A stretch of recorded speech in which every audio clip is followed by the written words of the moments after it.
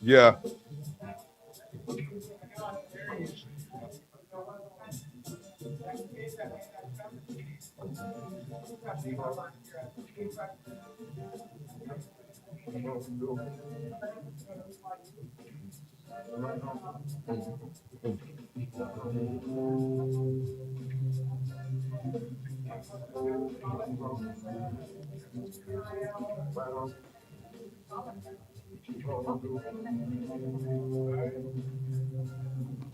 I'm Ready? straight. Thank you, love.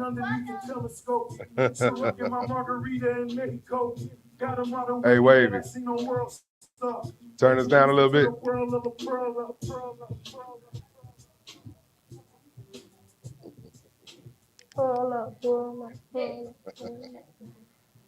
What's up, everybody? This is Bryson Fowler, Boss Talks on the Rooftop, and we are live here at LG Cigar Lounge, located in Allen, Texas.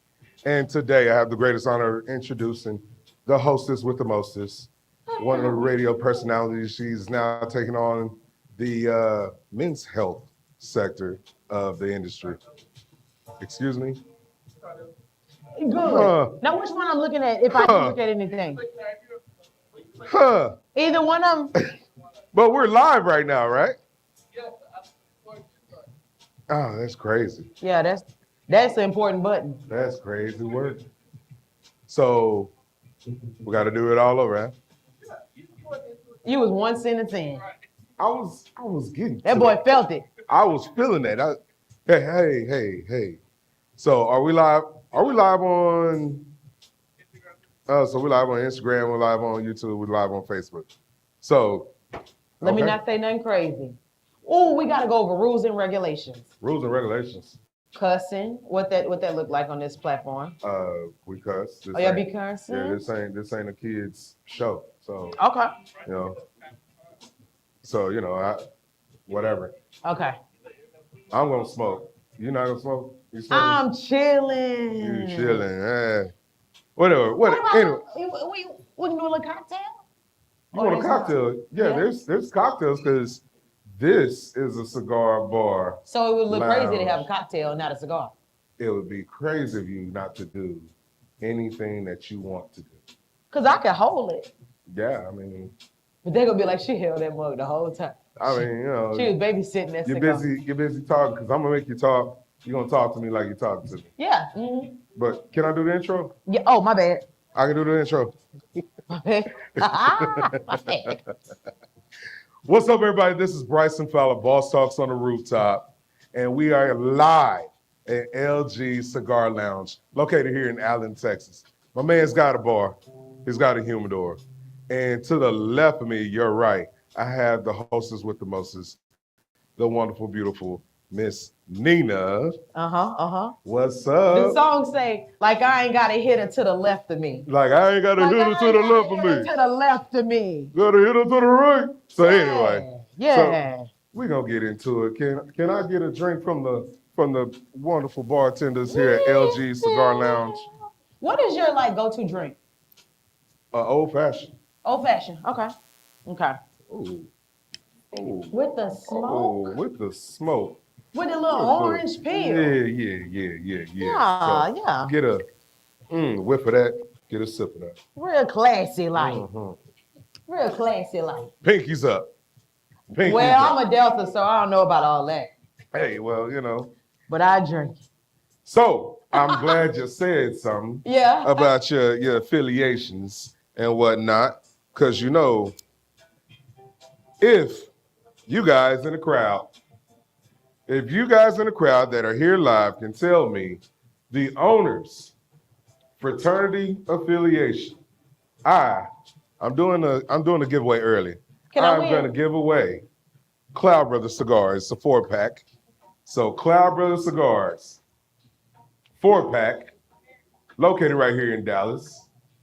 So, again, the question is to the crowd, everybody, what is the cigar owners of LG Cigars, what is this fraternity? I gotta be quiet. Yes, you get to play. Say it loud for everybody to hear you in the back. He is an Omega So that Psi was a Phi. giveaway. When you say, well, speaking of, Hey, you hear him barking in the back. Hey. So, to the lady in the front, you get your Cloud Brothers cigar 4-pack. Yes, come get it, please. congratulations. Hey, welcome. Yeah. So, guys, we're going to be doing giveaways all throughout the show. So, stay tuned, stay locked in. I like that. You, live, you should have came here. You should have been in here. But, hey, I'm going to have a giveaway for you as well. Now, I'm going to cut my cigar with my Kingpin Luxury Cutter. You can pick it up at kingpinluxury.com. And or you can pick it up right here at LG Cigar Lounge. But those of you that didn't show up, pick it up online. Well, listen, I have a question. Can I? Because I know you're gonna talk to me, but I'm talking to you too. So I've never had a cigar. So I want you to explain.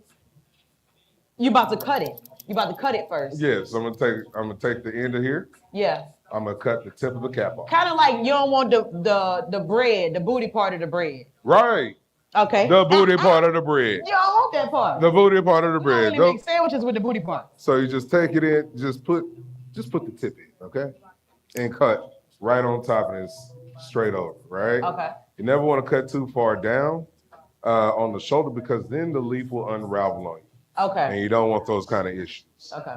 And I'm also gonna light it with my Kingpin Luxury Torch. You can pick it up here at LG Cigar Lounge, located in Allen, Texas, or you can go to kingpinluxury.com. So, it's a lighter, a torch. Torch. See, I like that because you know how people steal lighters all the time. You gonna know that's yours. Yes.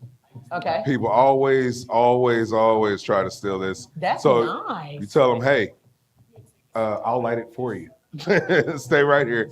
And it's a conversation starter. So, you know, when you pull it out, people look at it. Yeah. All right. But I would like one. Can I do a trivia question? Look, that's a nice torch.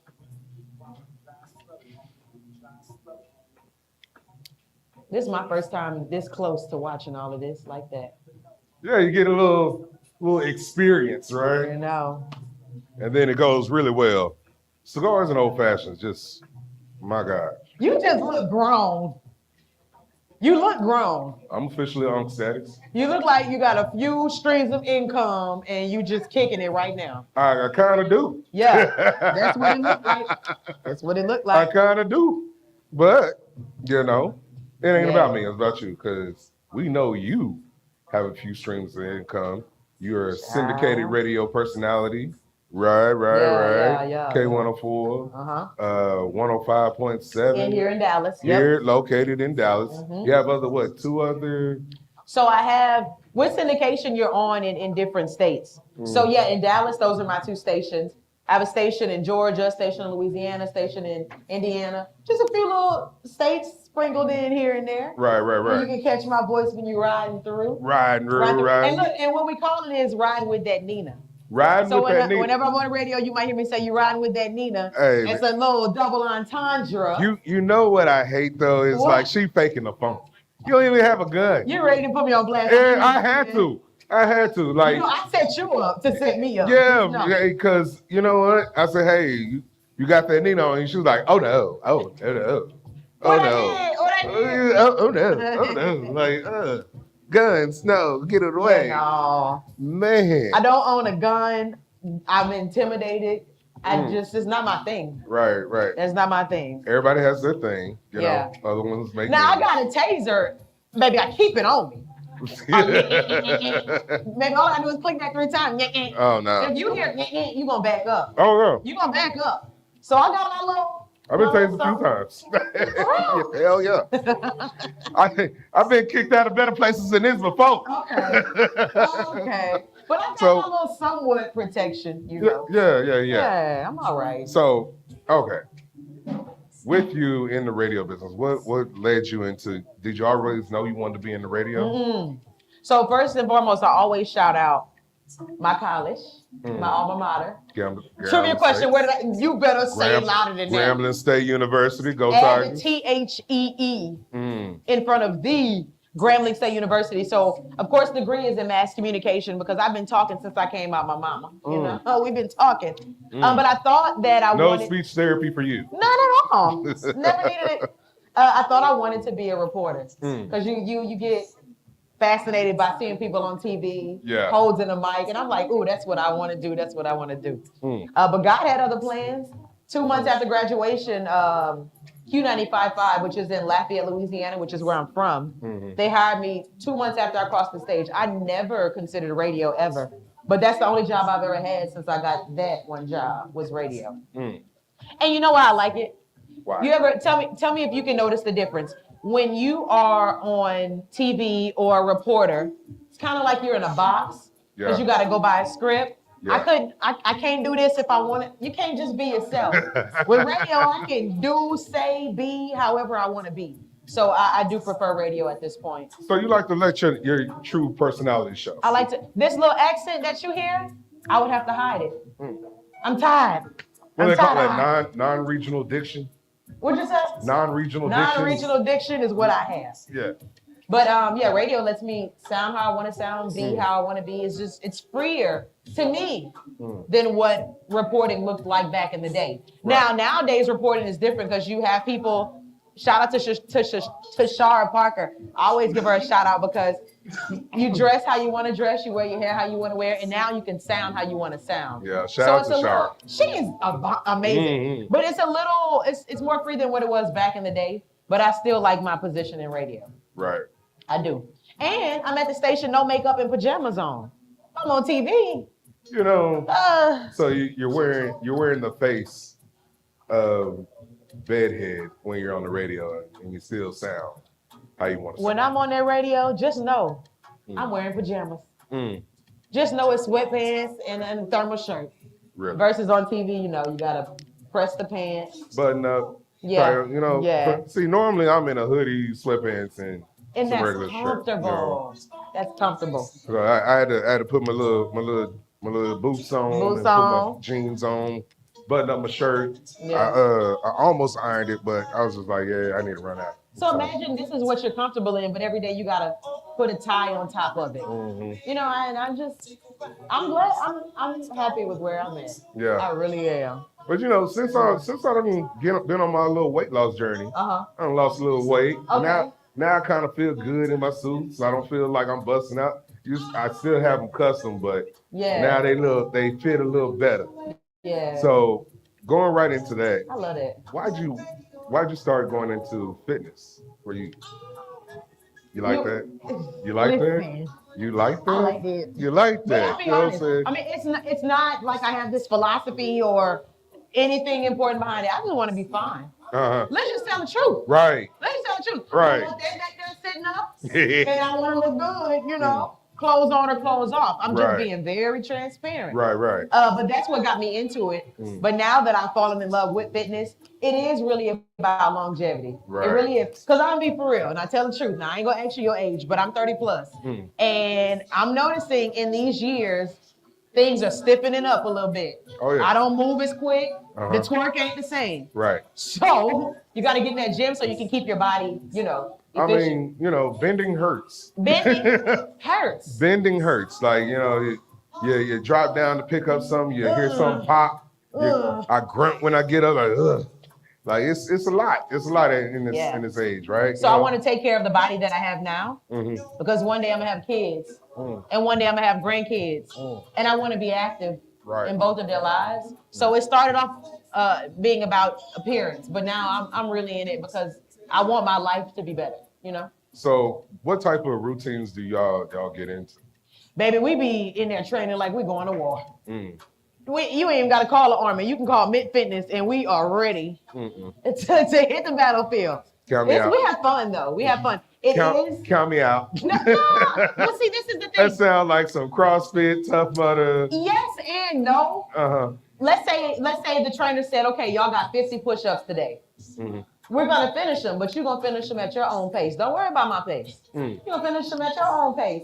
And as long as you get it done, then that's what it's all about. Hey, dealing with me, you're going to get only 50 push-ups for whatever that whole hour we're going to be sitting there. But you did them, though. One. You did them, though. One. You did them, though. One. If ever, and I'm not saying this trying to be on the dark side, but if something ever happened to your body and you ended up in a hospital or Just anything along those lines. You're not gonna be worried about who else is in that gym with you. You only focused on your body. Right. So that's all you should be focused on in the gym, not what they got going on, Right. how fast they doing it. None of that. Do Right. you? Right. Do you? See, my problem is I still be trying to ego lift. And be like, yeah, back in my day, I throw another plate on there. Put, And back in the day, it's over. you know what I'm saying? Go ahead, throw that 305 on there. I got it like 15 times. You know what I'm saying? Go up on it. Yeah. And then be out for the rest of the week. I'm out. I'm in. The rest of the week. Are you hurt or you injured? I'm injured, coach.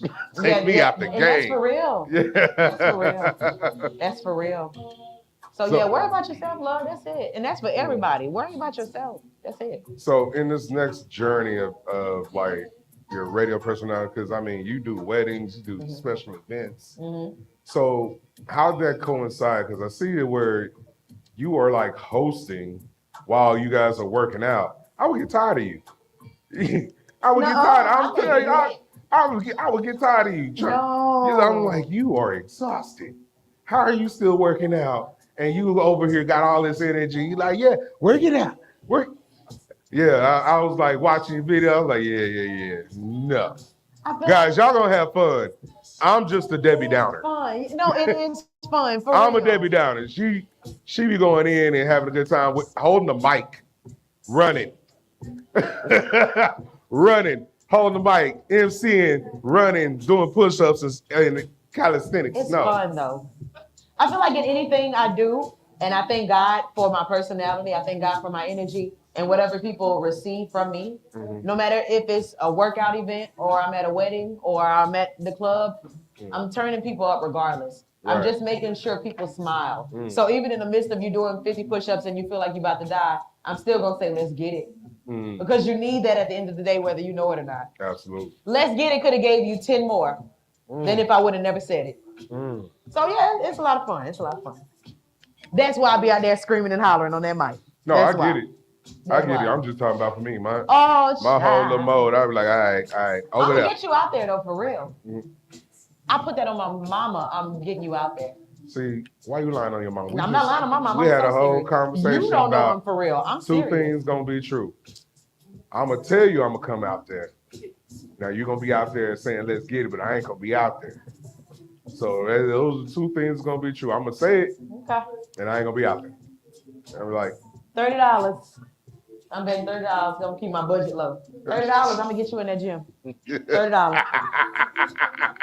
$30. All right, you know what? $30 is 2 cigars for me here at LG Cigar Lounge. So guys, come on out, check out the humidor. You guys over here, y'all are checking out the specials we have today.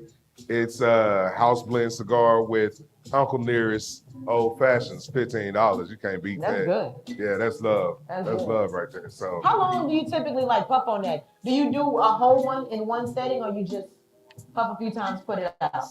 Honestly, I sit down if it's football season, right? Okay. So I like a good cigar that's gonna last me a game. Okay. Right? But I've been smoking so long, so like a whole stick might last me 3/4, depending on how long the game is. So like a cigar like this will probably last me like this entire episode going into the next. That's good. You know? That's good. So it really just depends on how fast you smoke. Like if you're a person that likes to talk a lot and then puff, then your cigar is gonna last you a long time. But if you're if you're a serial puffer, then your cigar ain't gonna last you too long. What do you get from it? Is it just like a conversational thing, something to have in your hand? Or do you get a buzz? Do you get a feel? Yeah, it puts me in my mode. I'm relaxed. Mellow. Yeah. So like, you know how some things like marijuana give you like a different kind of body high, a head high. You get tingles, you get a numbing sensation with marijuana. Okay. With this, it's kind of like a dopamine hit that just relaxes you. It's a calmness. I like dopamine. Yeah, so it's just a calmness. It's not really like,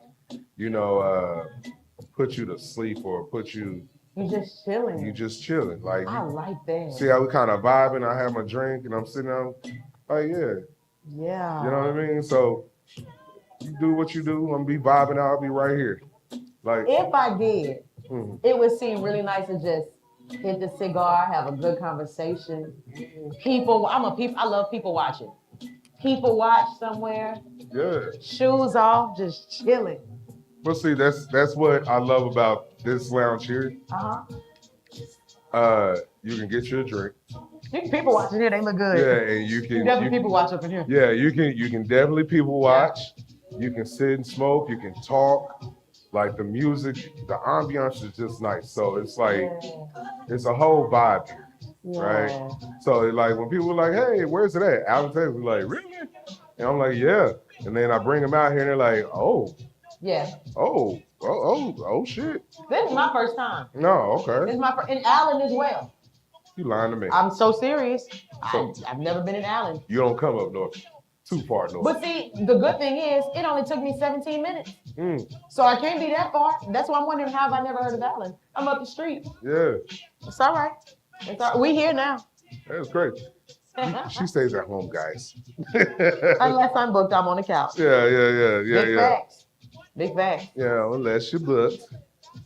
Never booked, but always busy. Busy and always booked. You want to know a secret? Tell me about I don't even know if I should say this to the world. it. You Tell know me how about people say, you always booked and busy? it. Yeah. I'll make it look like I'm always booked and busy. Mm, Because I want time to myself. right. So if I let people think I'm always busy, and I hope this doesn't sound mean, I don't mean it in a mean way, but I find my time to relax and I'll let people think I'm booked and busy. Yeah. But that time is my time. Yeah. So I'm not gonna just be like, oh, I'm available. No, I'm gonna let you think what you think. Right. So right. I do get booked and busy, but my relax and recharge time is equal. See, I don't want to be bothered, so I tell people, hey, We're different. We're gonna say it two Leave me different alone. ways. You say leave me alone leave me quick. alone. Yeah, Get I out of can't here. do that. Because they always ask me, hey, I know you're busy, but what are you doing? Oh, I'm not busy. I'm sitting here smoking my cigar. Yeah. Oh, can you? No. No. I can't. Absolutely I not. can't do that. I- It don't feel right to be like, I can't do that. Gosh. I have to have a way with my words. Hey, I'm in status. I don't give a damn. I don't give a damn. In my younger years, I used to somewhat care, Yeah. but now I all the way do not give a damn. Yeah. Like, hey, I'm not gonna be there. Hey, you know we're gonna do. That's cool. Yeah. That's cool for the people that's gonna be there. Yeah. I hadn't So got there yet. for you guys that are not here, I get it, but you're missing out on the giveaways that we're gonna have later on in the show. But stay tuned, stay locked in, like, subscribe, share the channel, and you know what? Holla at my girl Nina. She's gonna be the hostess with the mostest at your next wedding, your next show. Like you do events, good Yep. Lord. I do anything I get. Well, not anything. Hmm. It has to represent me. Mhm. So I can't get booked for a anti-Christ seminar. I'm not taking that. Right. So I'm not gonna sit here and say I take everything, but if I believe in it, Mm. if it reflects my brand, I'm down. Yeah. I'm down. So- I can do a funeral, baby. We'll send you on home the right way. I But you sure from would. Louisiana, so Sure would. y'all know how to do a homegoing. Oh yes, we do. What Man. they call a celebration of life. Yeah. I shouldn't even said the funeral. Celebration of life. Celebration of life. Yeah. Cause see, if I want to, like I said, I tell my family like, hey, if I pass on, do not spend the life insurance money on the funeral. Cremate me and go have a party. Go have a party. Have a party in my honor. Mug it up, do all that. Don't do no slow slinging Don't and do flower that. bringing. I don't want to hear Don't none do of that. that. We turned up. Smoke a cigar in my honor. If you That gonna would really be do good. something in it, smoke a cigar in my honor. So guys, like if you see this at any point in time, and I have passed on, put one in the air for me, right? Pick one up as LG Cigar Lounge, right here in Allen, Texas. But anyway, enough of that. No, we did. That's beautiful. That's how you want to be sent out. I want to be cremated too. Really? I don't. If you're cremated, I'm not gonna say avoiding, but you ain't got to deal with all those funeral expenses, right? Man, I don't want that. they got to find out a suit to put you in. They got to find out what shoe to put you in. I ain't gonna see it. I ain't gonna see it. Somebody got to do your hair. Somebody got to do your makeup. It's like depending on how long they have you sitting on ice. I heard caskets. Why are we even talking about people? I heard caskets were expensive. Don't put me in a $4,000 box. Bruh, That's going under the ground. it's going in the ground. No, I don't do that. It's going in the ground. Don't do Like the sentiment sounds nice, but it don't make sense. Don't. Now for me, it don't make sense. Like if you guys want to do that, cool. Hey, do you. But for me, hey, the life insurance policy, because a lot of us don't have life insurance policies. And we really should be looking at getting life insurance. You better have a life insurance policy. At least something. Have something in place Something. in your unexpected demise, right? Yeah. Because like life is hella long, but it can come to an end real quick. Yeah. Like they always say life is too short, but no. There's 24 hours in a day, 365 days in a year. Life can be really, really long, right? But it can come to an end at any given time quick. That's the part. So you want to be in preparation for that. I'm gonna say this in closing because we'll get off the celebration of life. Yeah, we For are. anybody seeing this, my mom and them, Mm. oh well, we'll see how that goes. But yeah, I want to be cremated, and I want to be sprinkled because you know I'm from Louisiana. Sprinkle me in a Chaffalaya. Sprinkle me across the basin. And I'm so serious, 100%. This is not a joke. Sprinkle me in the basin with the alligators. No. Louisiana for life. Right. LA for life, Louisiana. Okay. So, with your next best thing, right? What is the radio? What is the progression from the radio? What's pressure? The progression. Like, what is the next stage from radio? Are you just locked into radio? Are you looking into hosting your own shows or taking over being a program director? Like, what does that look like for you? Because Okay. you've been doing the radio for a minute, Okay. right? Okay. I'm gonna keep it real with you now. Uh-huh. I've started, radio is always going to be my baby. My first job, the only job I've ever had until I created my own lane. So, although I love radio, I tend to focus more on what I have going on. Radio, and I'm not hoping for this. What is it? Knock on wood now. Yeah. I'm not hoping for this, but you can get fired. Yeah. So I have to focus on me. Can't nobody fire me. Right. So yeah, I love my radio, but I focus on my hosting a lot, and I use radio as a platform to reach people. It's beneficial to have, and I'm blessed to have it. And don't think I'm talking down on it, but I use it to expand what I have going on. Right. So there's that. So Now, if something is next for me in radio, then God gonna send it to me when He's ready for me to have it. But as of right now, I'm just being a good steward with what I got. absolutely. Yeah. So what do you like doing most? Do you like hosting weddings or do you like hosting special events most? I love award shows. Yeah. I love awards. This is my dream. I do award shows now, but I want to do them on a bigger scale for sure. Right. Those are my absolute favorite because I get to sprinkle in personality, but at the same time, there is an itinerary and a timeline to follow. Right. And I love that. I love entertaining people, but at the same time, I love keeping things Having in a a particular. Yes. Having a So structure. 2 of those, and I get to do both of them. That's my type of gig right there. Yeah. That's my type of gig. Now, a lot of weddings, they'll have an itinerary, but child, you know, so. But weddings are fun as well. It's fun because I say it's less pressure. People are coming to have a good time. People are coming in the name of love. People are coming to smile and love on one another. Right. Versus if you're at the club, you gotta force people to dance. You gotta force them to have a good time. So it's a completely different environment. So award shows and weddings are my top 2 favorite. Your top 2 favorites. Top 2 favorite. Top 2 favorite. I can dig that. Love 'em. I can see that. Love I them. can see that. 'Cause And then you get you some free food. You get to have fun. especially if they had a good budget for the food. Let me give a shout out to Chef Kevin. Anytime Chef Kevin is at a wedding, I'm bringing a to-go plate home. To-go plate home. But Shout yeah, out those Chef are my Kevin. 2 favorites. Really? For sure. For Okay. sure. I'm gonna be messy. Favorite award show in Dallas? Best of Black Dallas. Best of Black Dallas. They actually just had the awards a few days ago. And who's that by? Dallas Weekly. I just wanted to say it. Shout out to Miss Jessica Washington. Jessica, hey Jessica. Shout out to Miss Jessica Thank Washington you. at Dallas Weekly. Yeah. We love you guys. Shout out to Best Black Dallas. Best of Black Dallas, all the all award Black-owned winners. businesses. Yo, we had quite a few guests from Bosstalks that actually won awards. We had Shema Joy of Murmur Rum. She won Entrepreneur of the Year. Yes. They were a sponsor as well. Yeah. She sponsors the show as well. So Shema is family. So also a big shout out to Jeff at Astute Barber and Cigar Lounge. They won the barber category. Barber category himself.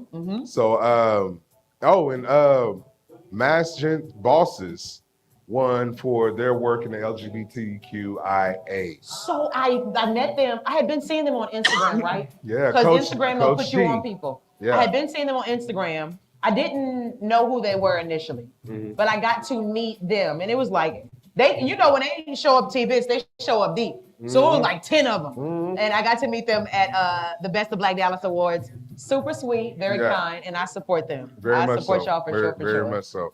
Hey, down to earth. Yeah. Down to earth. They how you meet other people in different walks of life and that don't get it. Yeah. They get it.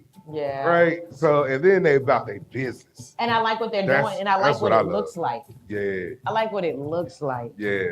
So y'all keep doing y'all thing. So I'm a big proponent of we all have this theory about unity. Okay. Right. But we also have different views and visions of what that unity looks like. Okay.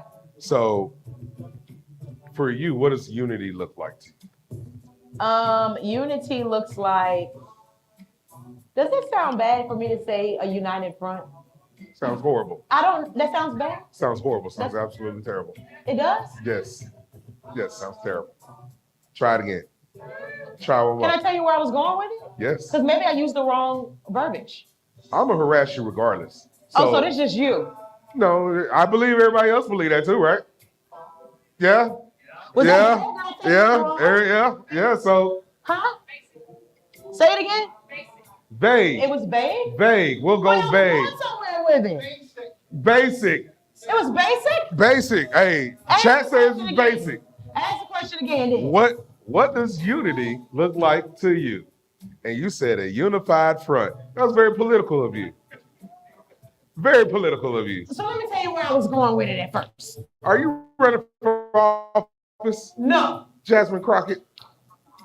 Don't do that. Shout out to her. Shout out to Jasmine Crockett. She's running for U.S. Senator. Congratulations. You know how we were just saying they came to the Best of Black Dallas D? That's what I meant. I like that. Did I say it wrong though? I said it wrong? No. I just like when you... It was just vague. I wanted you to elaborate.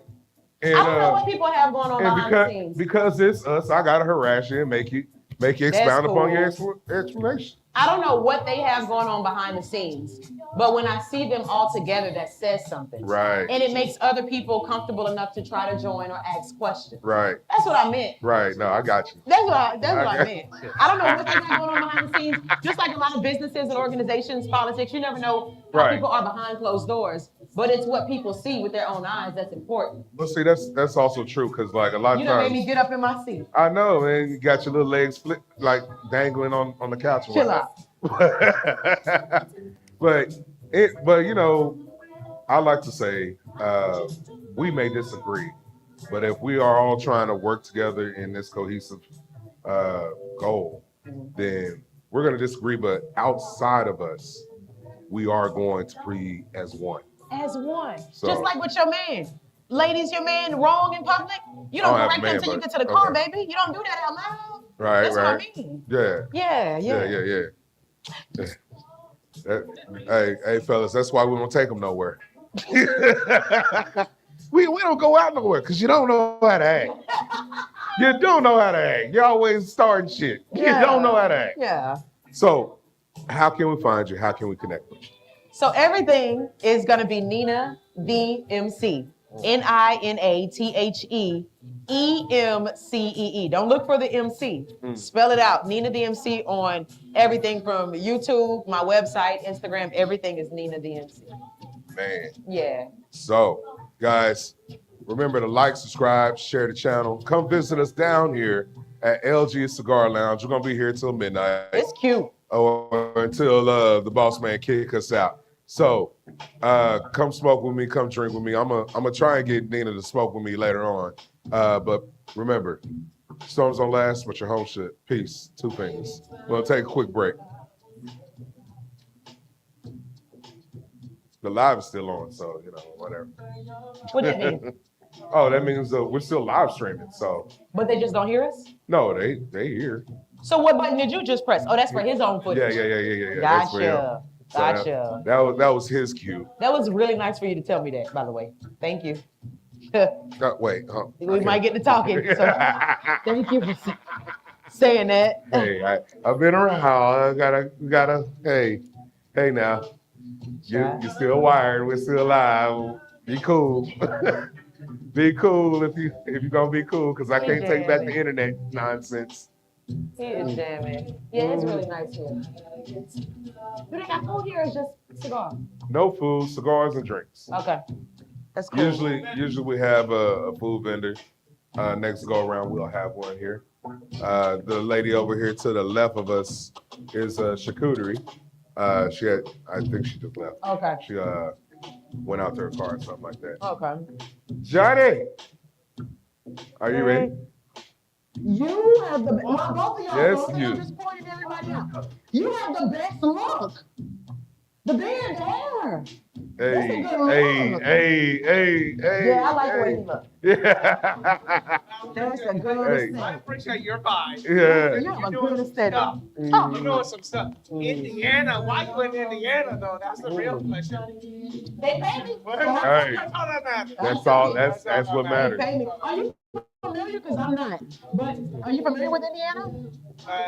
My mom grew up in Ohio, right on the border of Indiana, so we would fly into Fort Wayne, and then like cross the Ohio border. So I'm on in Evansville. Okay, yeah. Are you familiar? Evansville, there's a college there. Yes. Yes. I don't know too much about it, but I know a little bit. Do we? I don't know anything about it. Yeah, Evansville. Anybody from Evansville, Indiana, say something in the chat. We'll Evansville, Indiana. we'll I'm check gonna you look it out. up. They got something there though. They got something good. I know they have a baseball stadium there, a big stadium. Yeah, it's a AAA or AA stadium. Yeah. Is that where the Banana League or whatever playing? What you say? The Banana League, the guys that be dancing and playing baseball? Oh, it may be one of the Banana League. Is that What's the what they? Banana League?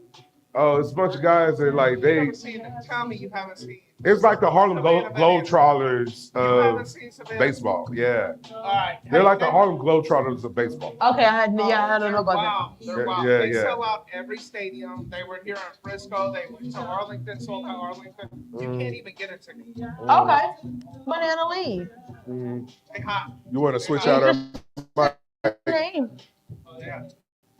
Hey, John, we're gonna mic you up. Yeah. Banana League. I like these couches though. I like these leather. I feel so disrespectful with my shoes all up in their couch. I mean, but you put walk for a second, you got to I'll let you what happens. You got to You need this?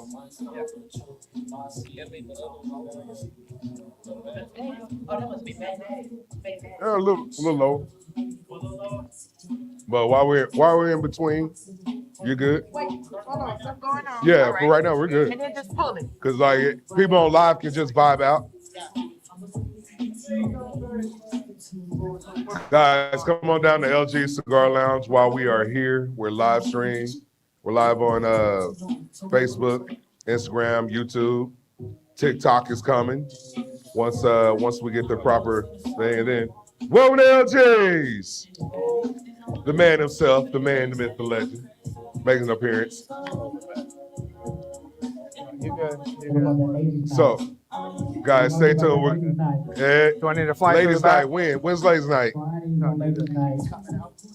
Hey, hey, Hey, hey, hey, hey, hey. hey. Big girl stack. Hey. Yeah. God, you're amazing. I don't even have one of these. I just love your aesthetic. I love your aesthetic. What are you talking about? I'm nothing. Yeah, I'm a scrub compared to you. What are you talking I don't even have one of about? these. Okay, I'm good. I feel you. Yeah, don't put your. I'm voice just on a the young floor. ass Santa Claus. Don't put your voice on the floor no more. Now I'm gonna sit around, but speak out whenever I'm ready. Yeah. Okay. Watch out.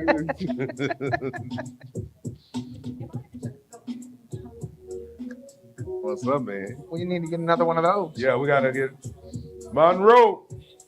Hey, y'all come and harass Monroe. Monroe is the bartender that made my smoky old fashioned, Yeah. and We, she we does need we need two of those. like you need two agitate her of good those. enough, she'll make you really, really strong for you. We need two of those. Yeah. Miss Monroe, can we get 2 smoky old fashions, please? Thank you.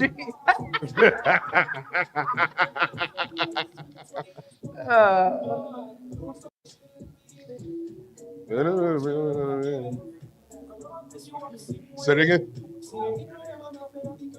Gotta change the battery. Okay. Man, did you see?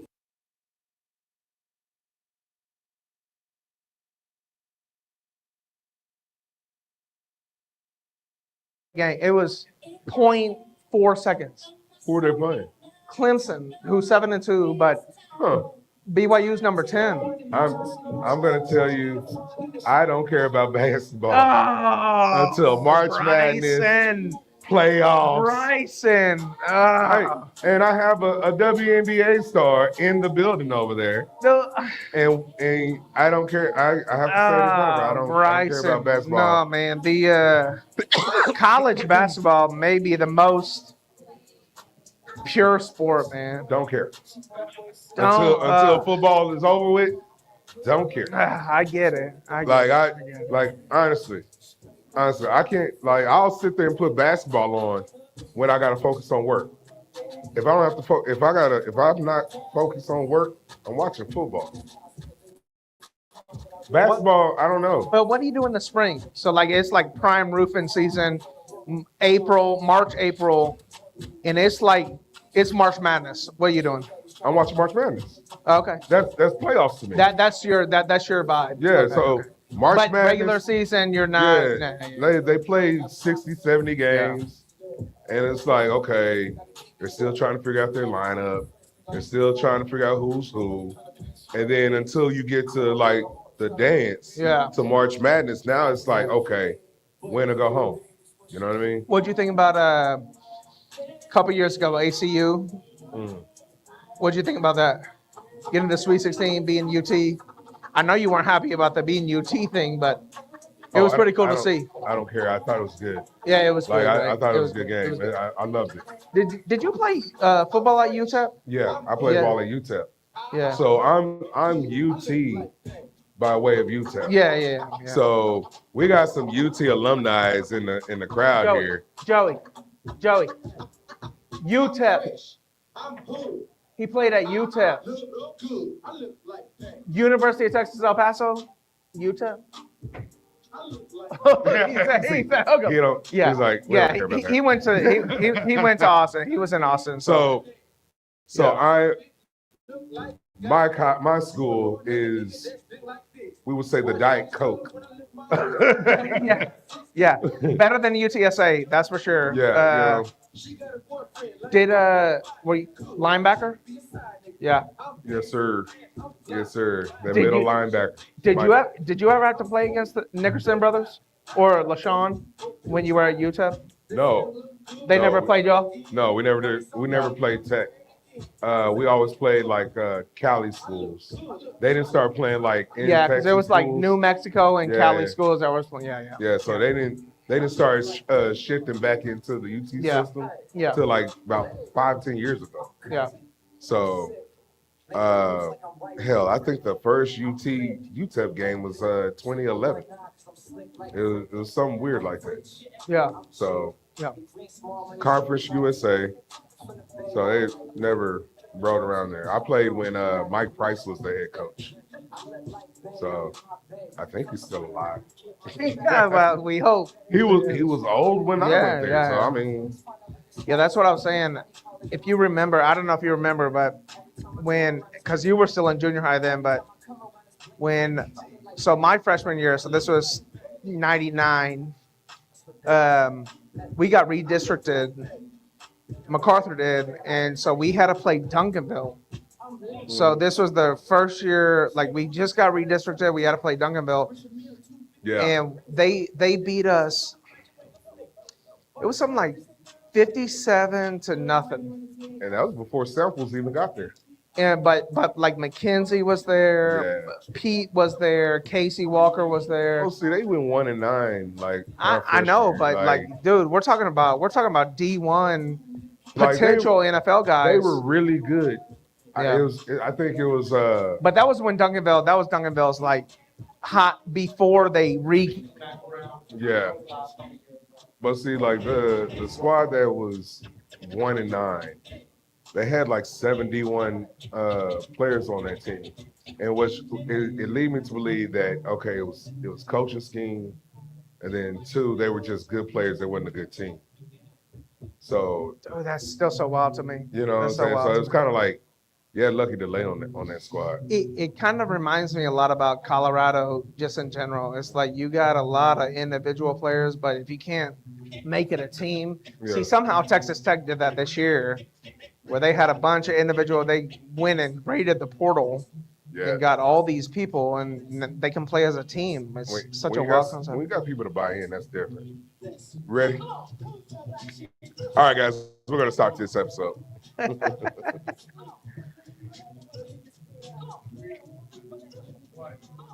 What's up, everybody? This is Bryson Fowler, Boss Talks on the Rooftop, and we're live here at LG Cigar Lounge, Boss Talks and Bourbons. So I have the greatest honor of introducing one of my childhood friends, Mr. John Higginbottom. How you doing, sir? How we doing, buddy? What's going, Oh, Higgy? man, we chilling now. So, my guy, like just a little bit about you, your medical coding, your entrepreneur in several different ways, and then you have your wife, who is also a boss in her own right. So That's right. Take us through that journey of that, and then you also went to the University of Baylor. Yeah. So Sick 'em. Bears. Yeah, you know what's so wild is I guess what I've learned along the journey, more importantly, is it doesn't matter where you start, it's about all where you end, right? So we started, like I started from nothing.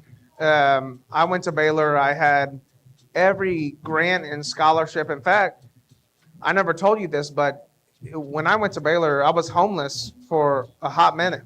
I had to start working for the athletic department. So I was the baseball manager, the equipment manager. So I was washing jerseys, doing all this grinding, like hardest work I've ever done in my life. Right. Harder, like imagine scrubbing at 2 a.m. white baseball pants for a 35, member team. Like it was real hard work. But what it taught me is like there is sunshine outside of the rain, Right. And so it made me realize like there's got to be a place where I can fit in and make my niche. So I left. So I graduated from Baylor. I became a nurse, which is wild. Yeah. Always wanted to be a pediatrician, but went to nursing. Worked at Children's Dallas for 7 years, and then started doing travel nursing. I know you probably talked to travel nurses in the past.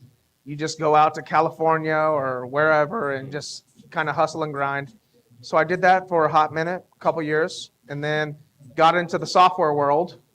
And then software world took me to where I am now, which is running my own business. Just took a bet on myself.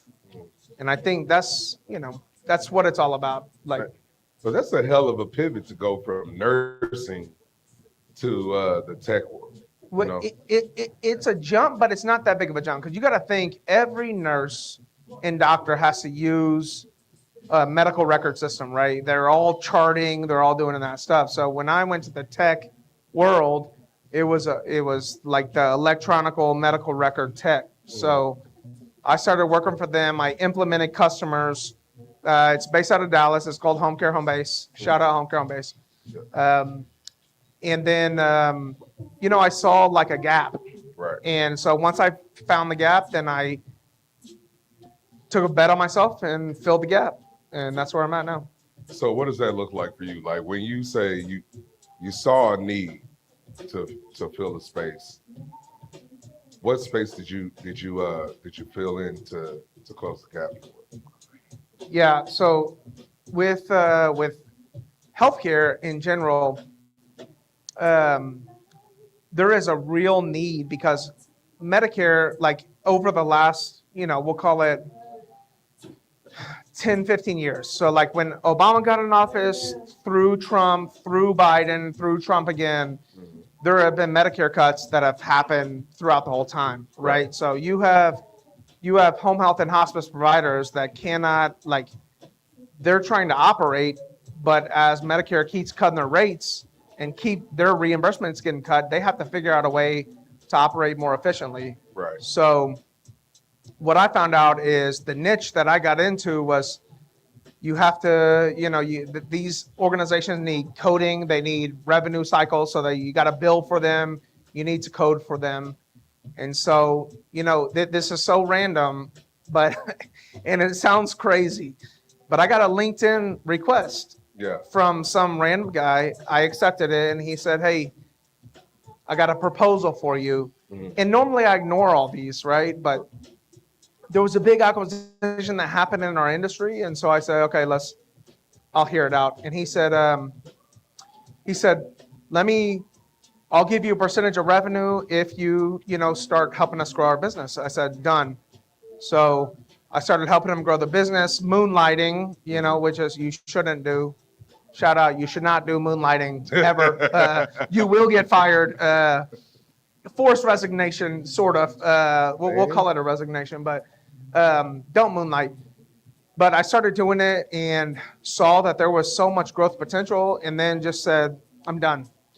And so now I run my own coding and revenue cycle, operation. Most of my resources are based out of India because that's where they know what they're doing and they can do it cheaper than we can do it here. And it was a natural fit. So that's what I'm doing. It's crazy. Hey, But I'll tell you the wildest thing too is like, what people don't realize, what I've learned about India in general. India has 1.7 billion people, right? But they only have 700 million jobs. There's a billion people that don't work in India that want to work, right? So there are skilled people, there are tech engineers, there are product people that can build software, there are people that can manufacture, but there's just not enough jobs for them to get. And when Amazon pulls out, when all these, like whatever Trump's doing with trying to get everything back in America, that's fine, but like it also impacts the rest of the world because India is affected substantially when our companies in America pull out of India. And so my philosophy is I just want to take care of families. I don't care where the family is. It could be in Dallas, it could be in India, it could be in China. I just want people to be able to have a life and be able to sustain that life. Right. So, but it's wild because like I talked to you earlier, like you're doing cutting and torching and stuff. Man, like You can pick up our Kingpin Luxury cutters and torches here at LG Cigar Lounge or go to kingpinluxury.com. But continue. Yeah, but what I'm saying is like there are so many ways that I could get anything done, anything that anyone needs. You need a website built. I built my website for my company in 7 hours because I just said, here's what I need. They created the logo. They gave me 20,000 logos to look through. I chose the logo. Website was built the next, like literally I went to sleep because they're 12 hours difference. I went to sleep, website's up. Right. But it's not just like a website, it's like a functional website. You can click on stuff, you can request a demo, you can do all the stuff. So I think it's like opportunistic. I met the right people at the right time. And well, tell us about that, like vetting that process with working with like foreign companies that you have to do Zoom meetings. I'm assuming, and like how do you have that face to face and you like, hey, we're gonna partner with you guys Yeah, versus anybody else. here's how I did it. So when they told me that they can do coding for home health and hospice, I said, okay, I'm going to do two things. First of all, I'm going to go and vet all of your competitors. So I literally, and I can show you the LinkedIn email or messages. I can show you the emails that said, hey, I need pricing and I need quality metrics and I need efficiency, how fast you can get it done. I sent it to every one of their competitors. So there's about 6 other competitors in India for coding and billing, and more for billing, but for coding specifically, there's about 6 other vendors. Vetted all of them. Got the pricing back, and I went to my partner and I said, can we beat this? And he was like, absolutely, because there's 2 different ways that you can do pricing models, right? You can do an FTE model where it's just like an hourly rate, or you can do, a price per chart or whatever. And so they were easily able to beat it, not even a question. And we could do it faster and we could do it better. Like we have quality metrics and all that stuff. So I said, okay, done. Here's my partner.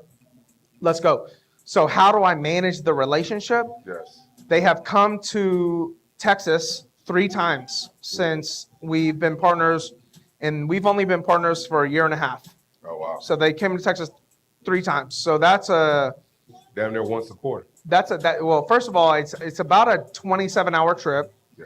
And it cost about $8,000, and that's not flying first class. That's flying like just a basic economy. So they came 3 times. I FaceTime, either FaceTime audio or FaceTime video every single day. And it's all about communication. It doesn't matter, like realistically, it doesn't matter where you get resources from. Like it really doesn't matter. It's all about constant and clear communication. And what I've learned about business in general is like, if you can make anything work if you have clear and constant communication. In fact, I'll give you an example of this week. I have a customer that I was afraid was going to leave. And I was afraid they were going to leave because they haven't been communicating with me. Right. And so, but I keep texting, I keep emailing, I keep doing all that. When you're not responding, I know something's wrong. Right. Right. It's just like a friend. If my friend's not responding to me, something's gone dark. Thumbs up. Right. You're going through some, or Yeah, like, exactly. You're trying to figure out something. You're trying to do something. So for me, it doesn't matter where they're located.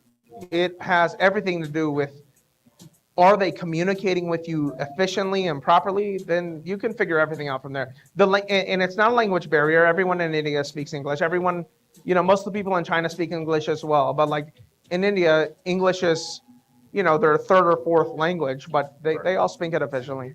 So, yeah, it's been good. I was just about to ask you, like, how'd you get over the language barrier?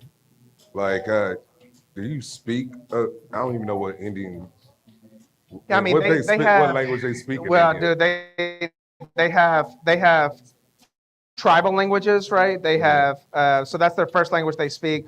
Almost all of them speak Hindi, and then everyone speaks English, and then there's one more language that the majority of it depends on the region that they speak. The accent is hard to get used to, but like, dude, it's really not. Take your time with it. It sounds a lot like Cockney British. So like I call it the hood of Britain, right? So like Adele, like she's Cockney. She has like it's not pretty like British, right? It's rough. Like it's rough, It's right? real rough. So that's what realistically, like that's what I feel like most Indian, like if you listen to them talk.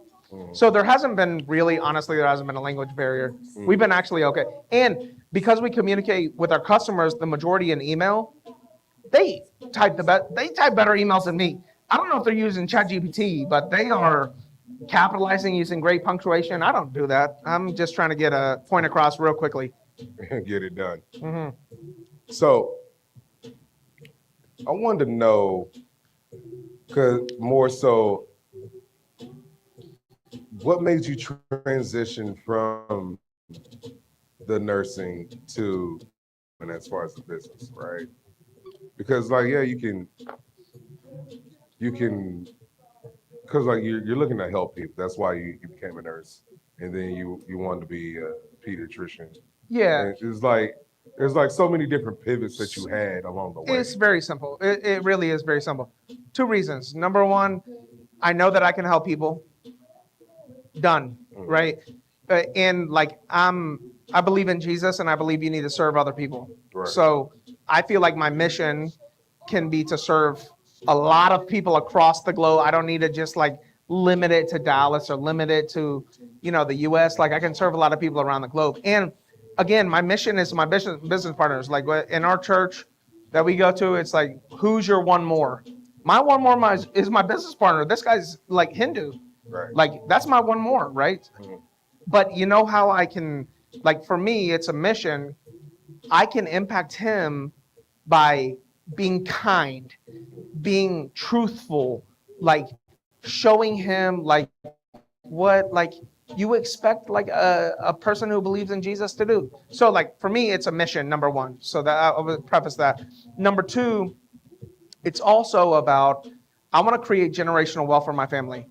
And I couldn't do that as a nurse making $60,000-$70,000 a year, right? That's not generational wealth. That's a good life. Maybe Good not living. as much, maybe not as much now as it was, Right. 15 years, Yeah. 10 years ago. But like, it's a good life. But like, where do you ever get to stop? Like, I just felt like I was never gonna get to retire. Right. And so, and like, my wife and I, we really struggled having children. So I needed to like, we had to pay for in vitro and do all this stuff, right? So it like, where's this extra money gonna magically appear from? Like I had to just go and hustle and grind to grow our family.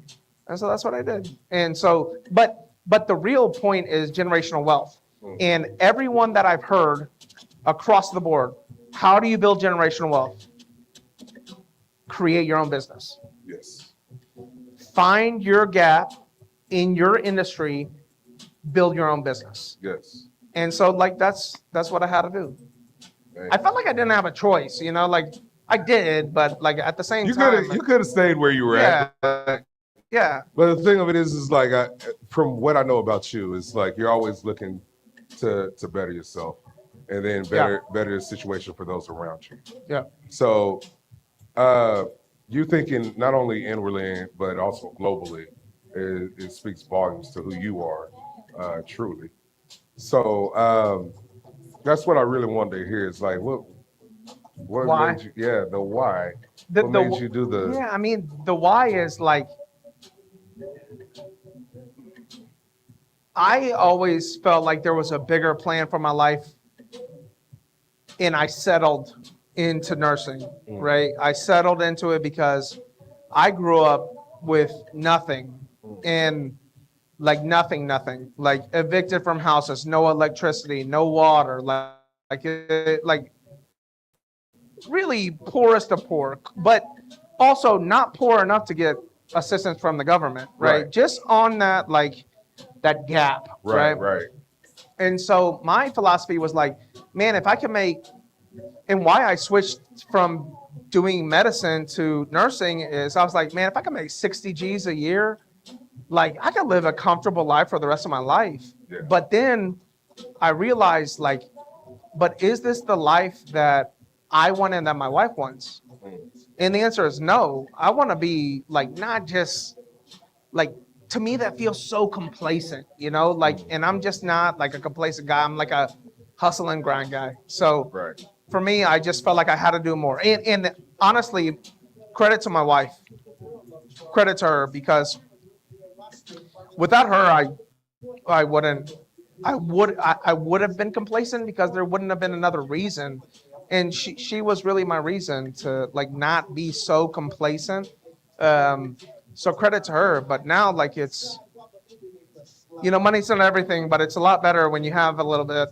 Yeah, when right. you don't, Right. like, but I'm a lot nicer and generous person right, when I have some money, extra money. Yeah, but it's fine. Yeah. So I like watching. You remember the movie The Boiler Room with Ben Affleck in it? where they're selling like stocks and whatever. Oh, yeah, Not yeah. it was before the Wolf of Wall Yeah, Street, yeah, yeah, right? yeah. And he goes, whoever says money doesn't bring you happiness doesn't fucking have it. Yeah. And it was like, oh, that's messed up, but okay. Yeah, and I think the problem is like when you can like we have this like concept in our mind, and I think it's just been like this blasphemed biblical nonsense of like of money is the root of all evil, but like that's not really the case. It's the love of money that's the root of love all of evil, money right? is the root of all So evil. the concept is like you can have money, like and I bring it back to the Bible because like Barnabas, who was Paul's ride or die in all of the New Testament, right? Right. He in all of Acts, right? He was his ride or die. Barnabas was loaded, dude. Yeah. This guy, and that's the only reason Paul was able to go and proselytize to everyone that he was able to spread the gospel Right. to. Because he had somebody to back him. He had somebody to back him. So like my concept is like being rich is not a bad thing. It's like, what do you do with that money? What do you do with? Do you bless other people, Right. or do you just selfishly like hold that money in? Like we have so much power with the power of the dollar. Like, don't hold it in. Like, Right. share it. You know, like, and I'm not saying share it with your family. You know, we've seen a lot of stories. Who's Tyrone Smith? Yeah. You heard the story about Tyrone Smith? Tell me about it. So Tyrone Smith, he was a left tackle at Dallas Cowboys forever. Tyron Smith. Tyrone Smith. Yeah. Did I call him Tyrone? You call him Tyrone. Jesus. Call him That's Tyrone. me. That's not me. That's not me. I thought he had an E at the end of it, but No, he Tyron. yeah. So Tyrone Smith. So he actually lived in Irving for a hot minute. I saw my Chick-fil-A drive-through a couple of times in Irving, but he was so like he was so focused on like focusing on his family and taking care of his family. His whole rookie contract, and he was a first-round draft pick, so he made, I think, you know, something like $40-70 million on his rookie contract. Yeah. All Man, gone, right. all gone, all gone. Yeah. Because he was like so focused on like his and like if you've seen the AI documentary, have you seen the AI documentary? Yeah. Same thing. He was like so focused on like his people, but who are you really blessing in that scenario? Like money doesn't. If all people want from you is money, like that's not what you need. So like But you got to be a wise steward with your you have to be a wise steward, right? So God tells you to be a giver, a cheerful giver. Fact. But he also tells you to be a wise steward within your giving, right? So it says your talents, your time, your treasures. You have to be a wise steward within your giving. Like, yes, I can give to you, but is this going to benefit more than just you? Is this going to matriculate into some other space? Yeah. That is going to help the How group? hard for that is you? So you have a lot of businesses. How hard is that for you? Do you get pulled? In my early Yeah. stages of when I first got on, like, yeah, you know, I was able to, you know, do everything I wanted to do that I've done before. But now in this stage, I'm like, well, I'm more of a master of my dollar. Like I have to tell my dollars what they're gonna do. So like Yeah. our giving, I manage our giving out like, okay, well, I only care about Christmases and birthdays, Yeah. family wise, right? And then globally, like I care about Christmas. So we do a toy drive every year for the kids. And we partner with a lot of people that have toy drives because that's my heart. It's like for kids to have a great Christmas. So within like my giving, that's the time that I do the giving, and it's also directed at a particular target instead of me just here, like, because like, you know, you'll have everybody I love asking that. for I love 100 that. here, 100 there, but that 10 people that you gave $100 is $1,000. How much more impactful can you be when you take that $1,000 and give to a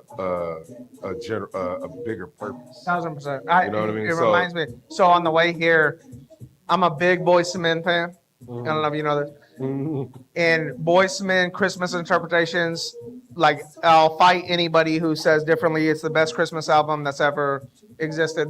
You know what's And crazy? I like George Michael's Wham.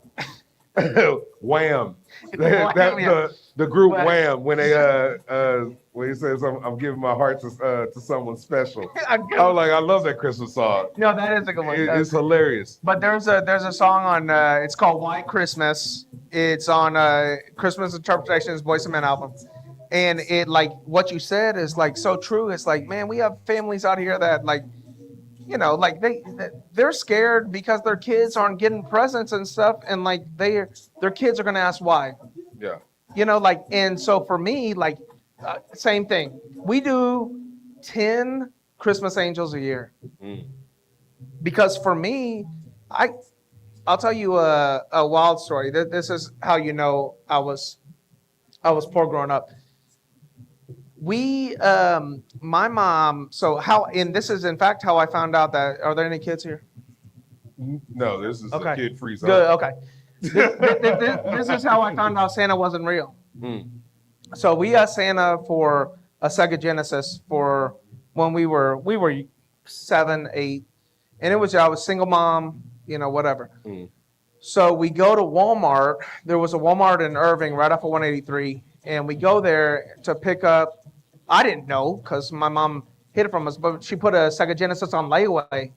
Mm. Well, we get to the layaway. She's going to pick it up. We had no idea anything. It was supposed to be wrapped and all that stuff. Well, my mom missed the payment, the layaway payment by a day. Oh wow. So my mom is like crying and melting down, right? Yeah. Because now like she thinks our Christmas is over and all this stuff. And now we also know Santa's not real, right? Right.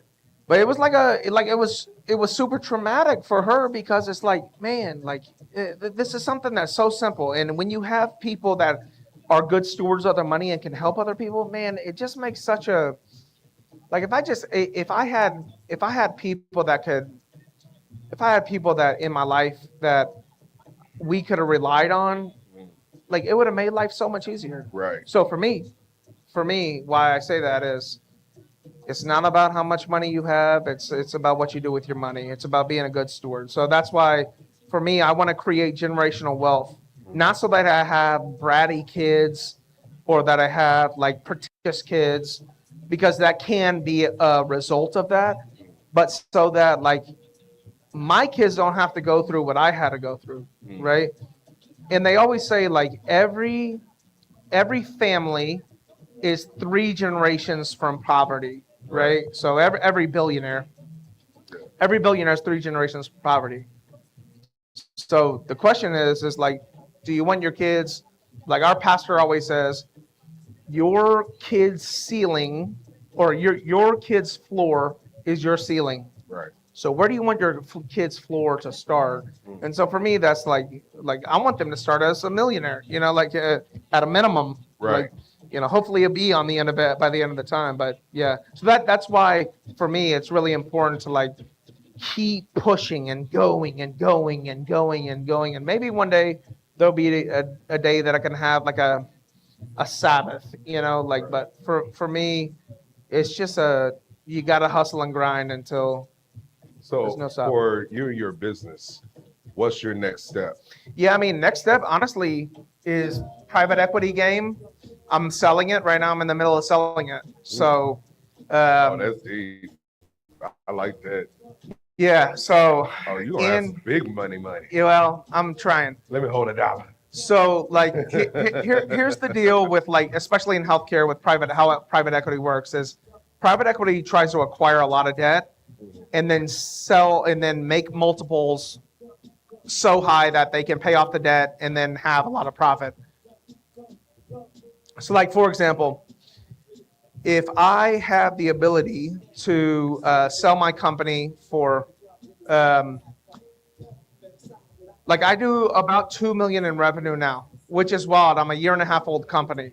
So that's real quick. You're doing some moving. I'm doing some moving. We right. experienced that with the roofing business. Yeah, And- it's so fast, right? Yeah, But here's the thing. Even the roofing business, roofing, plumbing, electrician companies are kind of in the same like mindset. Like there's a lot of private equity groups that are investing in those businesses, right? But here's the concept. So like typically you get 3 to 5 times your profit margin. right. They call it EBITDA, but it's really just your profits. So you get 3 to 5. That's your valuation of your company. Right. There's a lot more involved, but that's typically what it is. So what private equity companies do is they'll say, okay, if I can get you for, 3x, and then I can slim you down or I can make you more efficient, then when I roll you up into the bigger system, I'm going to be able to sell for 10x, because as the bigger that you get, the more like multiples that you get. So like a small company, 3 to 4 to 5 times your profit margin, but a large company, 100 million, 200 million in revenue, you're talking about 10 to 15 times your multiples, right? Right. So if I buy you for cheap enough, then I can sell you where the debt doesn't really matter, right? And so what will happen is these companies will borrow money at 3x, 4x of their EBITDA. So they'll say like, okay, your valuation is going to be, $1 million, but like I'm able to borrow up to $3 million. I'm going to borrow $1 million, but then when I turn it around and sell you, like your individual sliver of it is going to be worth 10 million because I made you more efficient, and then I've also got extra multiples on the sell. So like that's, for me, makes a lot of sense, because now I can take this small company, which my company is pretty small. Right. I can go in and sell it. I'll sell it for $1 million, right? Which is wild, right? I'll sell it for $1 million, but then I'll get equity in the new company. So when they turn around and sell it for, the whole package for $200 million, guess what? I'll make more money on the second sell than I even will on the first sale, exponentially more, probably 10x more. So for me, it's a no-brainer. And in my industry, because any human service right now, outside of like hard labor, so like roofing and construction, that's not being fixed by AI, but in things that take just like thought process, all of it's going to be done by AI. So my philosophy is like, I got to get out now before AI, takes over and does what they're going to do. Yeah, it slims the margin down for you. It's not even going to slim the margin. There's going to be no margins, because there will be an AI coding company, which there already are now, that is going to be so much cheaper, so much faster, and so much better than a human could ever provide. So like, you gotta just like, strike while the iron's hot. Yeah. So like that's so yeah, like I'm for sale right now, and I'm like, we're doing due diligence. I'm under an LOI. Like I'm ready. I'm ready. Well, brother, I appreciate all the knowledge you just gave us, because that's a lot to know on. For a lot of business owners that don't know that they should be in a certain position to be ready to sell their business, right? Especially because like usually you get into business, you want to pass it on to your kids, but then sometimes your kids don't want the business. Yeah. And so now you just have this business that dissolves itself. Yep. There's no generational wealth in that aspect, right? And you're already taking those steps to sell your business to where your kids don't have to work the business, but they'll still have generational wealth going forward because of the work that you've already did and the sales that you've already made. Dude, How do we Bryson, connect with you? How do we find you? say it again. How do we connect with you? How do we find you? But finish your thought. Well, here's my thought is, generational wealth is a very weird concept, right? Because it could just be a business that you transfer over to your kids, so where they're getting income nonstop. But it could also be that you set up a trust and you have $10 million in that trust, and they're making 10% based on the S&P because you just invested all, right? So they're making $1 million a year, just every year.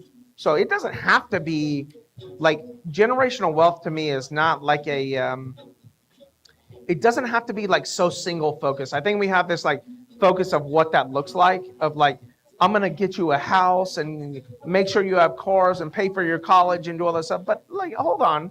Like, no, it doesn't have to be that way. There are other ways to like figure out what generational wealth looks like for everyone else. So for me, I want to put a nest egg, and that nest egg, they can't touch it until they're 35, until they know what they're doing with their lives. Right. Like it took me a hot minute, Yeah.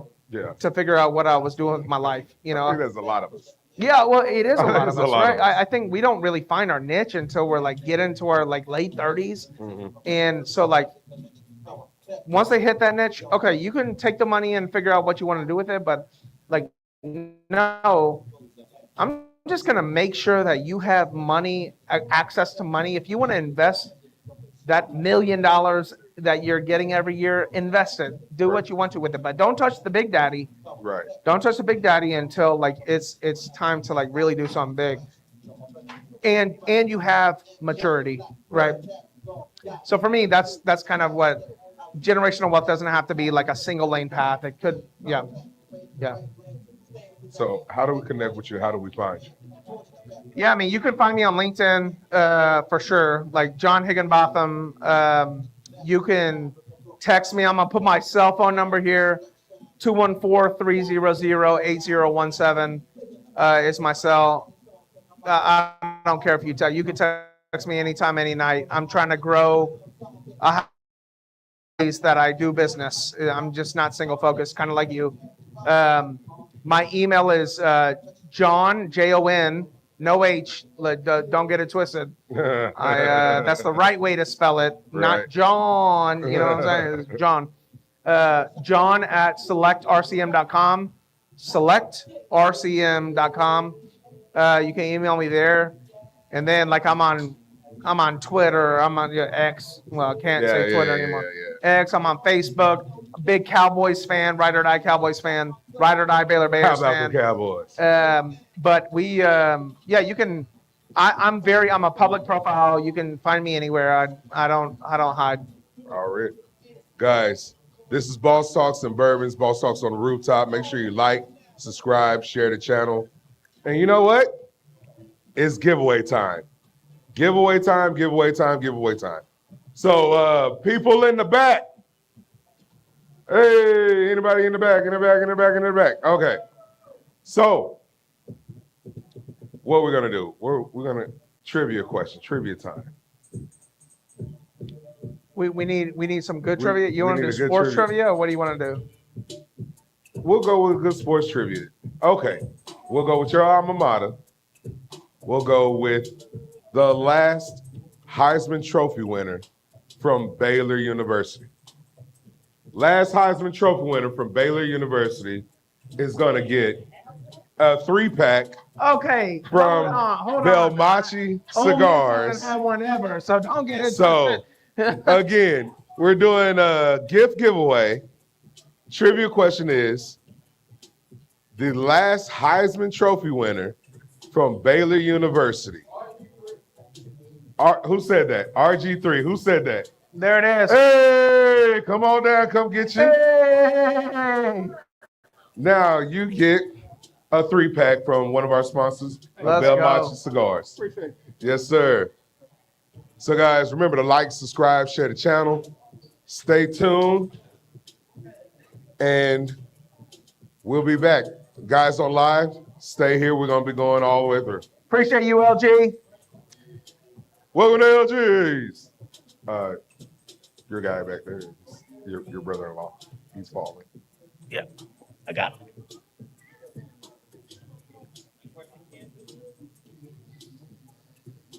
Jesus Christ. I got him. You're good. Yeah. We're good. We forgot to do He's Nina's fine. drop. Did you drop that? Come on, man. Oh, Johnny, before you go, I need you to do your drop. Yeah, what do I need to do? You're gonna say, "Hey, my name is John Higginbottom. Check out my episode on Boss Talks on the Rooftop." Right here? Yep. He's gonna come to you. So, name is John Higginbotham. Mhm. What else? Check out my episode on Boss Talks on the Rooftop. Oh, I thought it was my turn to get to see. No, You're it's about not your turn yet, sir.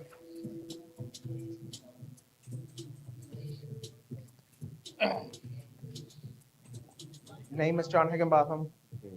Check out my latest episode. Check out the latest episode on. Check out my episode on Boss Talks on the Rooftop. Okay.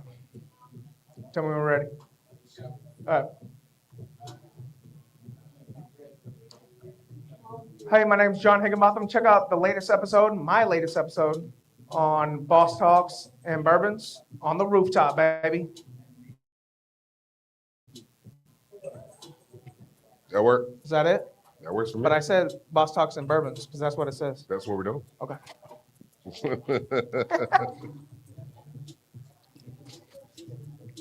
Yeah. I got it. You got it? I got it. Let me get this guy home. Love you. Appreciate you, buddy. Yes, sir. Y'all be safe. I'll give you a shout tomorrow. Yeah.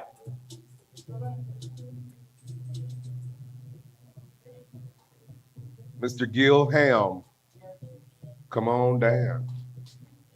You're up next on The Price is Right. I wasn't planning on it. I was playing. Hmm? I wasn't planning on it. I was playing. Well, you, How about I take this drink before I drink it? I was dead. No drinks left behind. Oh, I'm gonna drink that. Pass that over. 'Cause I don't finish mine. I don't even think you drink it even now. Christmas for me. Eat.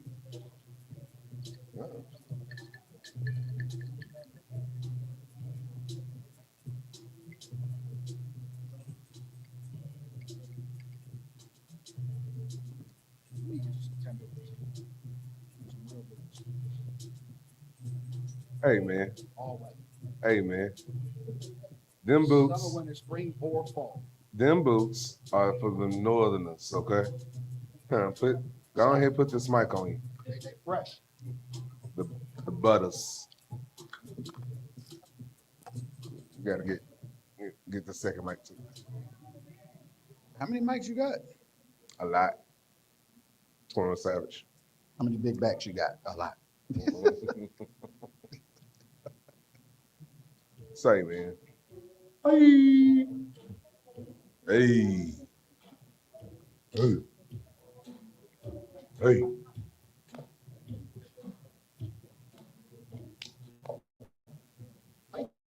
Hey, you gonna get up and do the joint? Man, I hopped Yeah. so hard on my birthday, bro.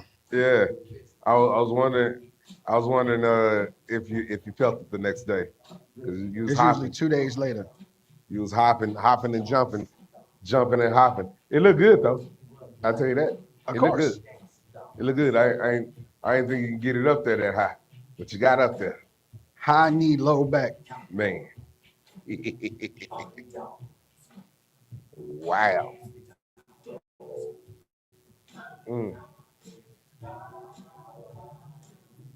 Mm, mm, mm. I need another smoke here.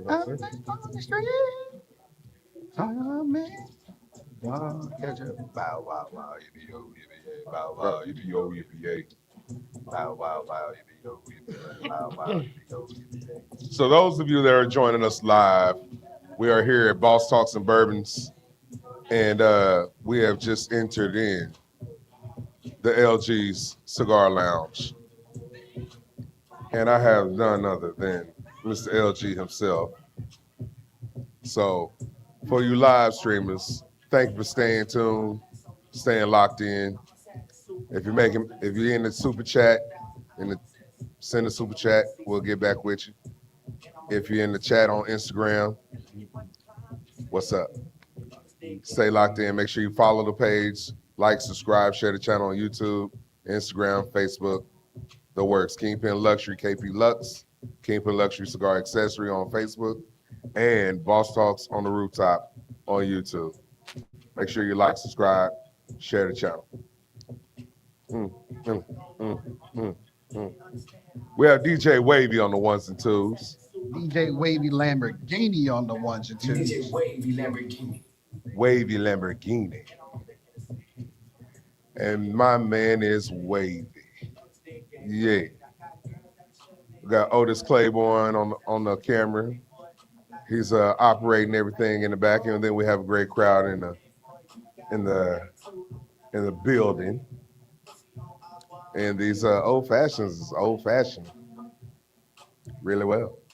I mean, you know, Really, Boss Lady, what's up, man? if you really want a good Really? one, come on up over y'all. We got EB in the building.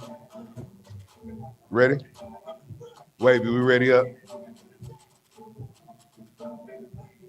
We gotta wait till Wavy get out of his mix. He in the bag right now. Go ahead and let that Yeah, rock. he was in the mix for a second.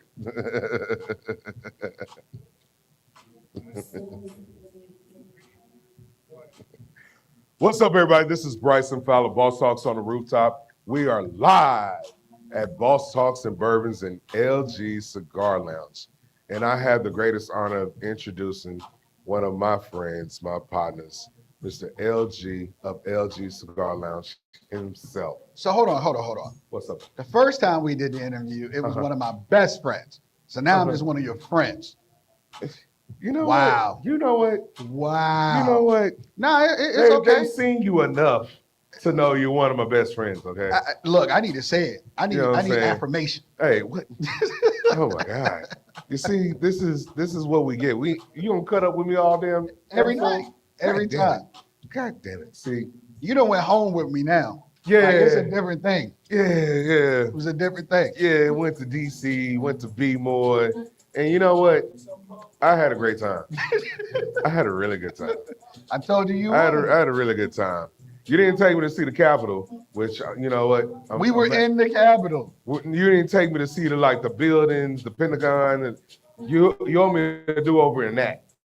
But as far we got to as do another trip. yeah, we Not a never- do over, because what we did was done. Yeah. What we did was done. It was done. It was. That's the only thing you owe me.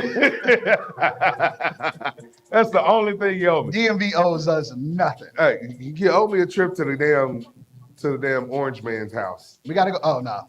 No, No. I Not want to go Agent- see that. Not Agent Zero. Yes, man. We call Agent Zero Gilbert Arenas back home, but Hey, man. I gotta go see it. I gotta go see the yeah, the man, we little got to go pointy back. thing We didn't with hit the pointy thing. Chinatown. There's a lot of stuff we didn't get to see because, we was only there for a weekend, but that's a 4 or 5 dayer.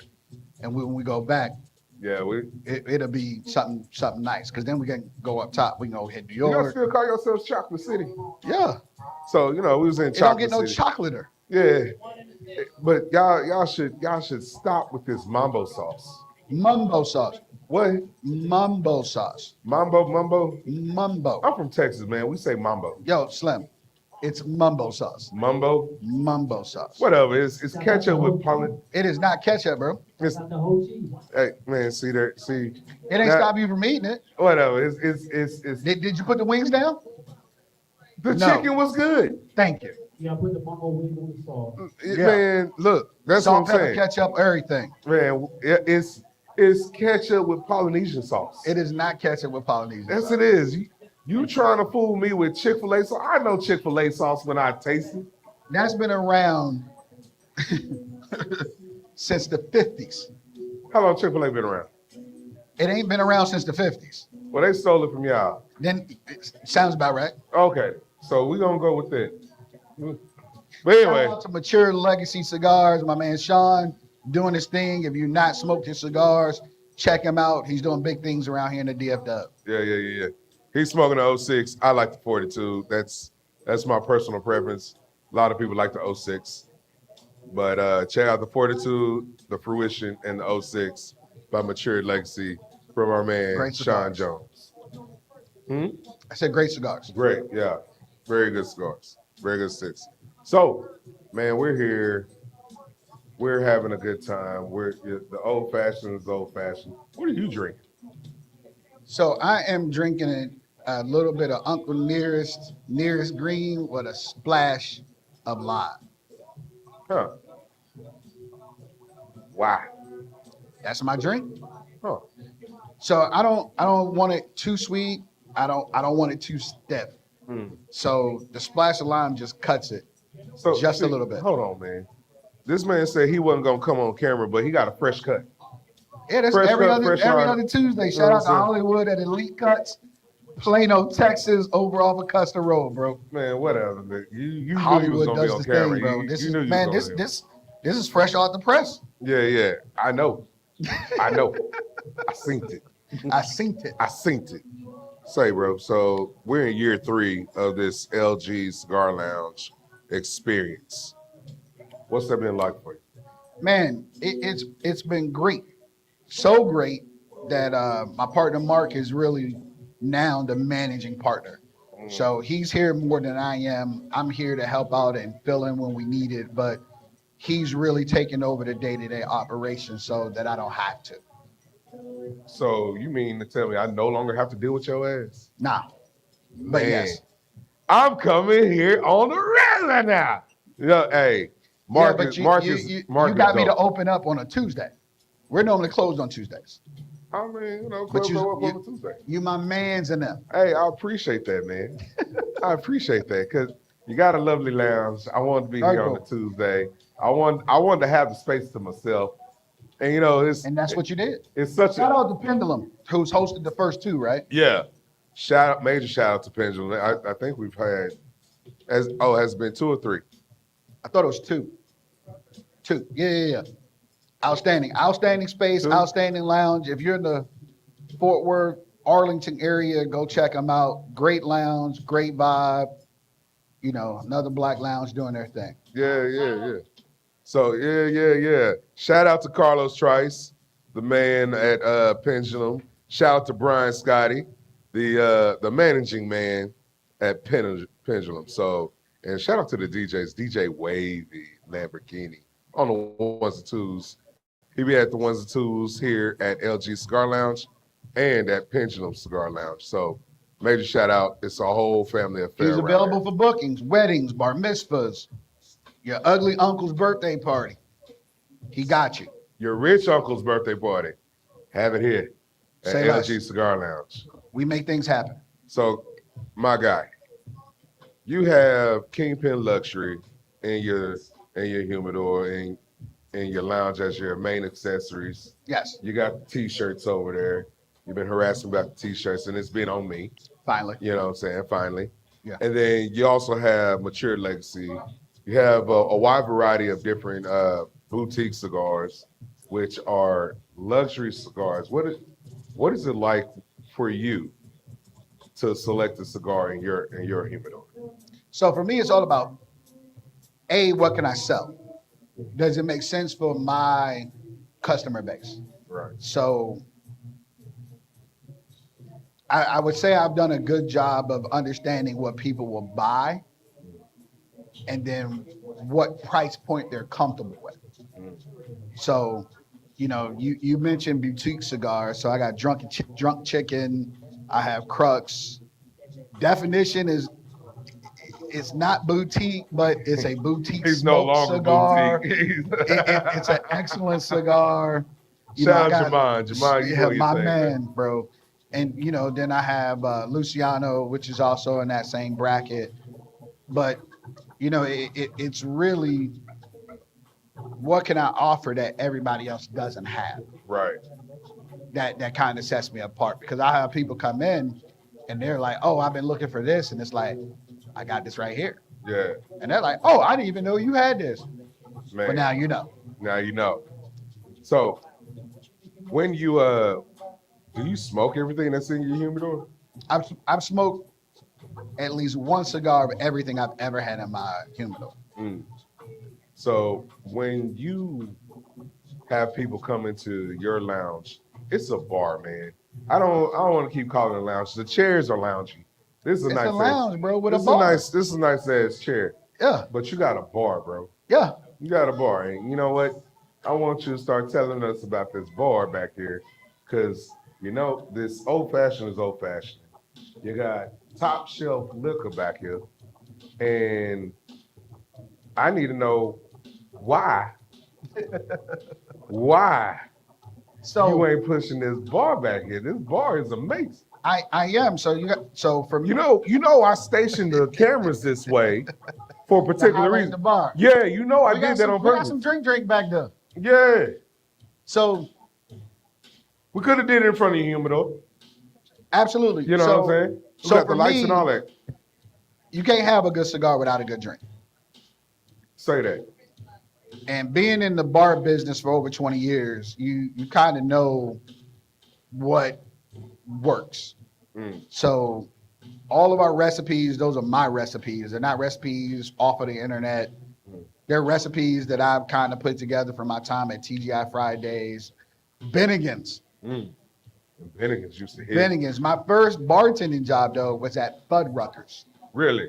downtown Baltimore. It's no longer there. But they gave me a shot to get behind the bar there because I came from Red Robin in Gaithersburg, Maryland. Mm. And I was like, look, I need a bar job. I'm going to college.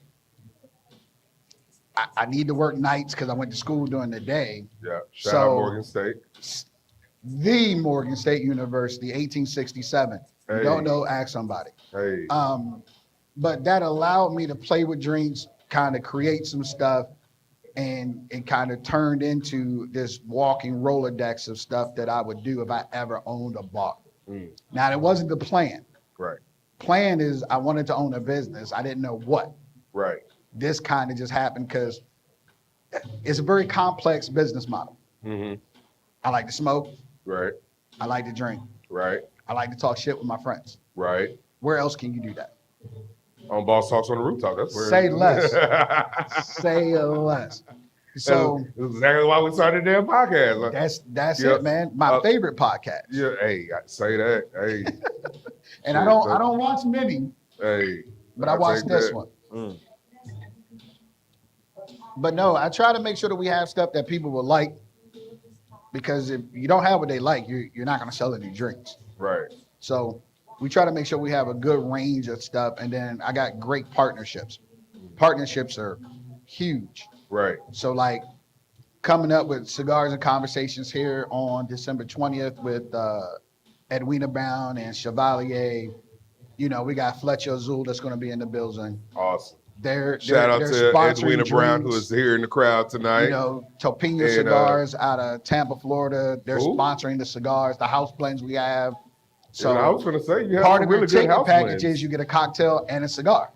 So we're going to be pushing Fletcher Azul, Old Fashions, and some of our house blends on that day. Which That is- house blend I just finished was pretty good. look, I smoked a lot of bad cigars before I picked my Yeah. house blends. Man. Like everybody was like seeing me on Instagram and Facebook. I want to send you. Mm. And I would get them and I would smoke them. And I was just like, oh, Can't do that. no. Yeah. But then Topino Cigar sent me a 5-pack and I smoked all 5 of them. Wow. So I was like, oh, and I smoked the Connecticut. Right. I don't never smoke Connecticut cigars. But his And Connecticut don't get me is wrong, phenomenal. there's nothing wrong with a Connecticut. It is not. It's just like when you know your man's over here, you know Connecticut ain't his vibe. So, you know, like him smoking a Connecticut is like, what? I like sweet drinks. I like bold cigars. Man, say that. That's how I am right now. Yeah. And that's why we get along so well. Oh, yeah.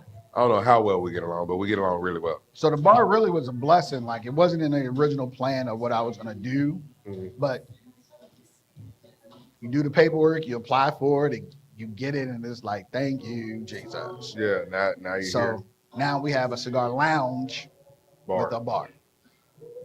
With a bar.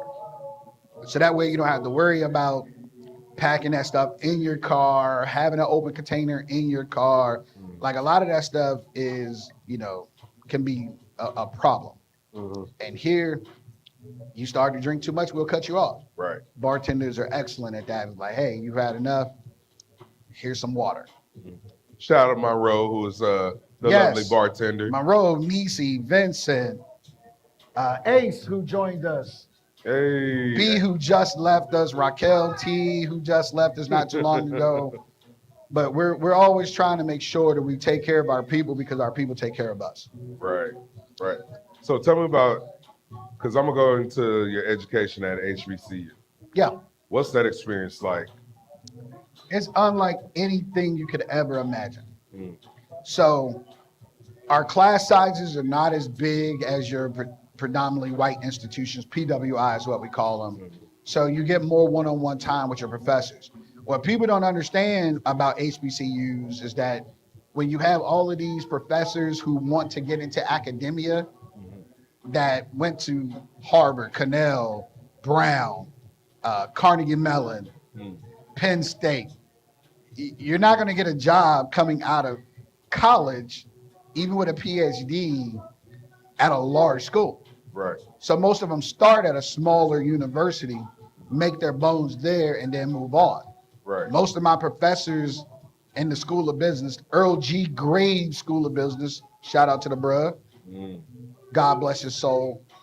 Most of our professors were Harvard educated professors. So I The can elite of get- the elites. Right. So I could get a piece of what they learned at Harvard at Morgan or at Howard or Norfolk or Alabama State or Alabama A&M. Like those professors have to start somewhere. Normally they start at smaller schools because they got to get a shot. No different than anybody walking into the roofing business. You got to start somewhere. Right. Hospitality, you got to start somewhere. Right. So where you start is not where you finish, but that's the foundation of what you take everywhere you go. And if you're a good educator, doesn't matter where you go. Right. Your expectations of your students aren't less Right. because you're at an HBCU. It's actually higher. You fresh out of school. Right. You're trying to prove that you belong. So I'm going to push these students as hard as I possibly can because my expectation is where I came from. So they're gonna get a full Ivy League education at an HBCU, right? Because that's what the professors Yes. cut from, right? So that's why I wanted to get into that HBCU Yeah. space because like we don't have enough representation to extend out like, hey, HBCU is not a step down. No. it's, It's actually a step up. it's a step up or on the same playing Yeah. field Those 40-page papers don't change. at all. You got to do your research. They're going to grade you easier because you're at an HBCU. You're They going to got get more what you focus deserve. on you. So that means they have more time to grade you. They have more time to look at what you wrote and to really pinpoint what it is you didn't give. Right. So the relationships are different Yeah. with your professors because it means a lot more, Yes. right? Because you're getting that kind of extra attention, Yes. that extra tutelage. So what was your best subject in at Morgan State? Yo, you want to know what's crazy? My best grades came in accounting. Really? Yeah. Oh, so you like money. I like numbers. I knew we were gonna be best Yeah, friends. man. Yeah, I man. knew. So I like a man that do money. And I'm like, I may not do calculus or I trigonometry can real. do that read. Yeah, I may not be able to read fast, but I can math. My math be math. Big time. Man. So it was crazy because I thought that I was going to suck in accounting. Like I got in that class, I was like, man, I'm going to barely make it through this class. And then once I got into the nuance of it, and it was crazy because the professor actually wrote the book. So our actual book of study was the book he wrote. Oh, wow. So imagine being in a class with someone that actually wrote the textbook. Like you can't sit up there and make up anything. No, He wrote the book. he wrote the book. He was like, Where you get that from? That wasn't in the book. that wasn't in the book. Where do you get that from? Let me go ahead and give you this big 0 for that plagiarism. You get that goose egg Right. because you over Went here to making up slide through shit. it. Right. but yeah, so that wound up being my best subject there. That actually shocked me. So what brought you down to Dallas? What brought you into Allen? Man, to to answer that question is crazy because so my ex-wife lived here. Mm. At that time when we started talking, I was actually living in Baltimore. Mm. So we were both a part of an organization called NSMH, National Society of Minorities in Hospitality. Oh wow. And it's an organization that started at Cornell University and it's grown. And it has leaders throughout hospitality throughout this whole world, not just this country. Mhm. We have director of operations. Shout out to my man Yame he's over in the UAE, a director of operations for Marriott International, doing his thing on a high level, C-suite, Mm. NSMH product. My man Juan in Baltimore, he's he's an area director Mm. in SMH product. Man. So you're cut from excellence. Yeah. So when people come in and talk to you, they're getting the pushback because they don't know what they're talking about. I wouldn't say that. So hospitality is a very unique,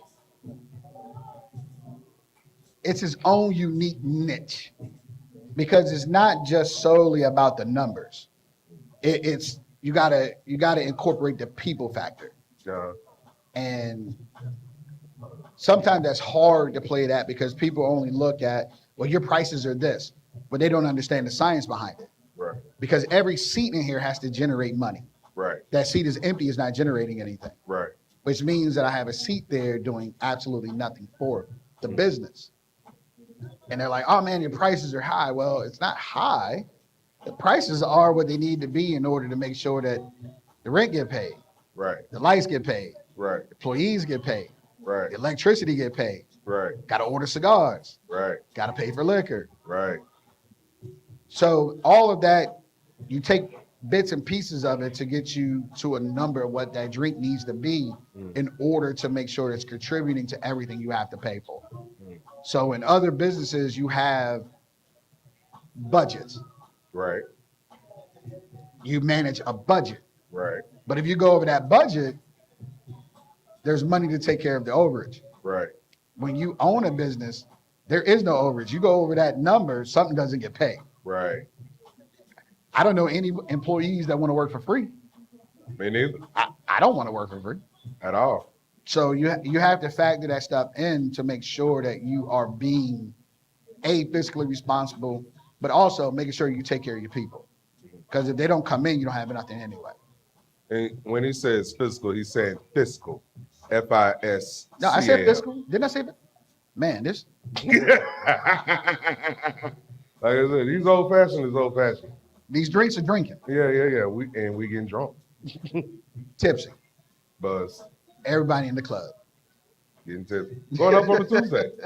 on a Tuesday night. On a Tuesday, man. Shout out to LG Cigar Lounge, cigar bar, lounge. Bar, lounge. Bar. Me and him gonna go back and forth about this. It's his business, so he's gonna be right. But Sometimes. I'm gonna tell him I like the bar. Hey, and if I'm not right, I might be right. And when I wasn't right, I could have been right. So I'm right. So I'm right. Get rich or die trying. That's all I'm saying. Terrence Howard. That makes sense. 50 Somewhere. Man, I don't want to talk to you no more. I'm gonna be on here, but hey, Yes, you was. Bosstalks on the rooftop. Hey, Y'all, what y'all don't understand about Bryson, and I'm gonna get on my soapbox for a minute, is that there's not a lot of genuine people. I don't have a lot of friends. I have associates. Why? Because I there's only a small amount of myself I'm willing to give to people. That's just how I was raised, and that's where I'm from. But Bryson has always made it very easy to want to pour into him because he pours into people. I appreciate that, man. So this is always a pleasure thing for me. This isn't business. You need, I don't care what it is I do. Man. Hey, oh, you got that, right? Yeah, all right, cool. Because I'm going to ask him for a few That's why things I'm here later. on a goddamn Tuesday. But yo, hey, man, it's always been love from day one, bro. Oh, absolutely. Always. So he didn't know me from a can of paint. I asked him to come down and be on the show like 3 years ago. He was like, what? I'm there. I was like, cool. Say less, bro. Say less. And so from asking a question, birth a friendship and a partnership like none other. So guys, don't be afraid to ask questions. Don't be afraid to put yourself out there, especially if you're praying about it and it's aligning properly. Never force anything. I don't force relationships. I don't force you to like me. I don't force you to work with me. If it aligns with what you're doing and what I'm doing, let's do something together. And so, brother, I'm proud of you for what you've been doing, what you're going to accomplish, and then some. Because we got what? We got Cigars and Conversations, Yes, December 20th. 20th, Saturday, 2025. 4 p.m. right here, LG Cigar Lounge, Allen, Texas. 975 Sam Rayburn Tollway, Suite 190. Pull up. Now, talking about relationships, how'd you go into birthing that relationship with your new managing partner? So it is funny. I met a friend of his, which unbeknownst to me, they were friends, at a tailgate at Cowboy Stadium. Now, mind you, I'm in commander's gear. Yeah. We should get you out of that, but you know, And old habits die hard, I guess. she was like, "You have cigars to sell?" And I kind of was like, "Yeah." I had personal cigars with me. Right, I'm always down to make $1. right. That part. So I was like, "Yeah, I'll sell you cigars." She's like, "Yeah, for me and my husband." I was like, "Cool." So we got to talking. She was like, "Oh, this cigar is great. I've never had this." I was like, "Yeah, I own LG Cigar Lounge in Allen." She's like, "Allen? I live in Anna." I was like, "Oh, you're 20 minutes away." She was like, "Yes." I'm gonna bring my husband to the lounge. So they started coming to the lounge, and she invited Mark. So Mark came over to the lounge, and he was like, "This is dope." Yeah. So we didn't have any conversations about partnership Right. until like months later. And I was like, "Yeah, you know, I would be open." And this is me talking to Kayla. Shout out to Kayla. And I was like, "Yeah, I'll be open to take a partner on." And she's like, "Oh, I got the perfect person."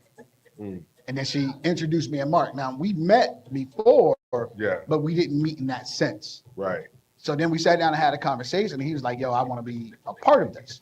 And I was like, "All right, well, it costs." Right. And he was like, "Well, I got some money." Mm. I was like, "So let's run these numbers." Right. So we Right. sat down and we went through the P&L and we went through what those financials looked like and what the investment would cost. And he was like, and brought a cashier's check. It's like that. He was serious. Man. And so we've grown, and he's been my partner now for a little over a year. And so now we've kind of shifted where I've taken more of a back seat and allowed him to be more in the front seat. Because the goal is eventually to sell to him. Right. And then he will take on and continue the legacy of LG's. Wow. So a lot of trust is going into this. Yeah. I can't even fathom that, right? I can't even fathom going from knowing a man for 1 year to like, hey, potentially we are going to sell this business over to you. Yeah. Because like your name is on the bill. Right. Got to So- start somewhere. You do. But it all starts with a conversation and common interest. Mm-hmm. Common interest is that Mark is a devoted husband and father. I'm a devoted husband and father. We both want to leave a legacy. So what are we going to do? Right. So often our people get so caught up in, oh, I can do Bitcoin. I can invest in the stock market. All great avenues. Right. But the foundation of capitalism is industry, Mm-hmm. business. Right. Why not take that same money that you would put in the stock market and invest in a business? Get you 10%, 15%, 20%, Right. and then allow that money to put money in your pocket. Well, see, I think a lot of it is we see that we want a whole 100% of everything. That's Instead- fool's gold. I mean, because you're a math guy, you're an accountant guy, like Mhm. you know 100% of nothing is Nothing. nothing. But 15, 20% over here, 15 over here, 30% over here will get us to that full 100%. And that's why if the business is making money, that's an additional revenue stream for you. Mm-hmm. It goes back as long as we've done business in this country with the Industrial Revolution. Nobody did anything solely by themselves. They had investors. Right. Rockefeller didn't have a whole bunch of money and say, "Oh, I'm gonna do this by myself." Mhm. No, he pounded pavement, got people to put money into it, and grew his business. Mhm. Nobody does this by themselves. No man is an island. At all. So you want to maximize the right relationships in order to become profitable relationships. Right. So when you go into your next venture, what does that look like for you? I don't know. To be honest with you, I haven't really sat down and thought about, okay, this is exactly what I want to do next, because I haven't thought of it yet. Just like with LGs, this LGs really came about because I was hanging around my frat brothers smoking and drinking, and I was like, I could do this. Mm. And you're doing it. So All my money up front, though, no investors, all my money, which is that's the cost of your education, though. right. You know? And people will say, no, don't do that. You should get investors before you start. But if you don't get that up front, do you kill your dream and say, I'm not going to do it? Or do you have faith in yourself? I'll put money on me every day. Right. So betting on yourself. Yeah. What did you learn not to do? Is the list that long? Man, it is. Yeah, because it's one of those, it's a loaded question. Because unfortunately with us, our people, you can't afford to make a mistake. You make one mistake, that mistake will follow you the whole time you're open. Even if it's not your fault, it's your fault. Prime example. So if you Not have your people, fault, but your responsibility. right, but it's still your fault. Mhm. Because the person ain't gonna say, "Oh man, it's your responsibility." They're gonna say, "No, it's your fault," Right. because somebody's got to own Mhm. the transgression. Right. So if you have people not being honest with your customers, it'll spread like wildflowers. Right. So for a while, we charged gratuity on our checks. Why? Because. So let me bring it back. Mhm. Servers, Take your time. bartenders Take your don't time, make, man. We got because I time. don't want to get too technical. But servers and bartenders don't make minimum wage. Mhm. When they don't make minimum wage, the owner or the organization has to pay their money to make them make minimum wage. Right.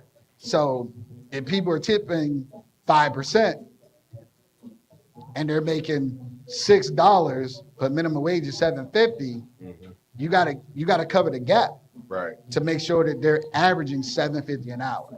Right. Because if they're not, you have to pay for it. So for a while, we was putting guaranteed gratuity on the checks, 18%. Mhm. So I had staff members not telling people that they were being charged 18%. So they were charging people were tipping on top of the 18%, Right. unbeknownst to me, because they were trained, hey, tip is included. Mhm. So once I found out they weren't saying tip was included, I replaced them. Because now you're lying. Mhm. You're stealing from the customers. And the moment you betray that trust, customers are never going to trust you. Right. So we're now 3 years in. That happened my first year. People are still running around saying, oh, they charged that.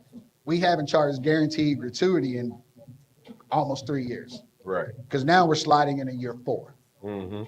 So trying to remove that from people's thought process is hard, Very. very hard. Very. Because like the financial transgression is Exactly. it's almost forever lasting. Right. Right. So even when you start to show people, say, look, we didn't charge you, this is what you got, it's still Oh, but when I went last year, it was charged. Well, we're different. We're evolving. We're new. As I learn, we all learn because I'm the person with the name on the building. Right. So when you find out stuff's not being done right, your job as an owner or a manager or leader is to fix it. But there's only so much apologizing you can do because you got to come back and give me another shot. Right. We're so quick to say, oh, they did me wrong, I'll never go back. Right. But if the Cheesecake Factory do you dirty, you're going to go back. Let's go to another cheesecake. If you go to another restaurant that's done you dirty, Mhm. you're going to go back.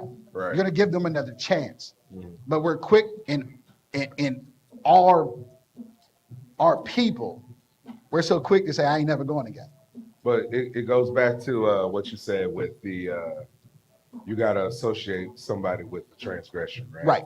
And that's because Cheesecake Factory, it's a faceless blame, right? Yes. With LG's, him. that's so No, dirty. him. I You can, did it so wrong. It's like, bro, I didn't even know this was happening. right.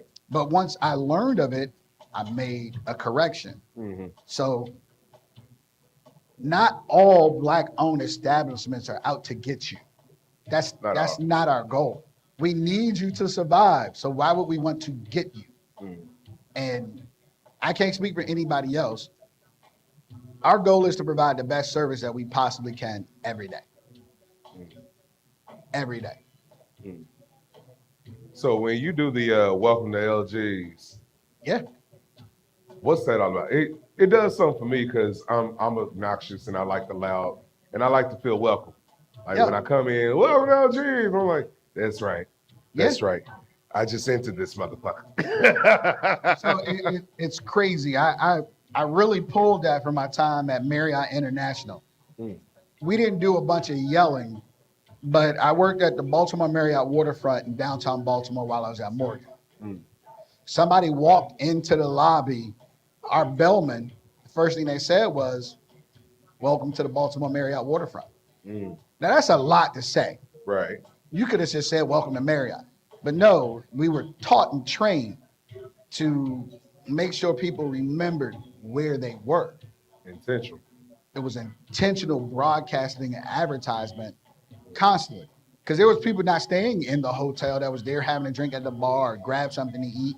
And they heard that all evening. Right. So it stuck with me when it came time to open up that I wanted people to feel welcome when they walked through the door. Mm. Welcome to LG's. Right. Small. Not a whole bunch, but I want you to feel like you're walking into somewhere you can call home. Mm. Man, I feel special here. that's powerful. And the That's bathrooms are clean. Man. So the next event is going to be Cigars and Conversations. Yes. December 20th, 4 p.m. Saturday. What can we expect? You're going to expect an education like you've never witnessed. I know a lot about cigars, but Edwina and Chevalier have been in this industry way longer than me. I learn stuff from them every time I'm around them, just sitting down.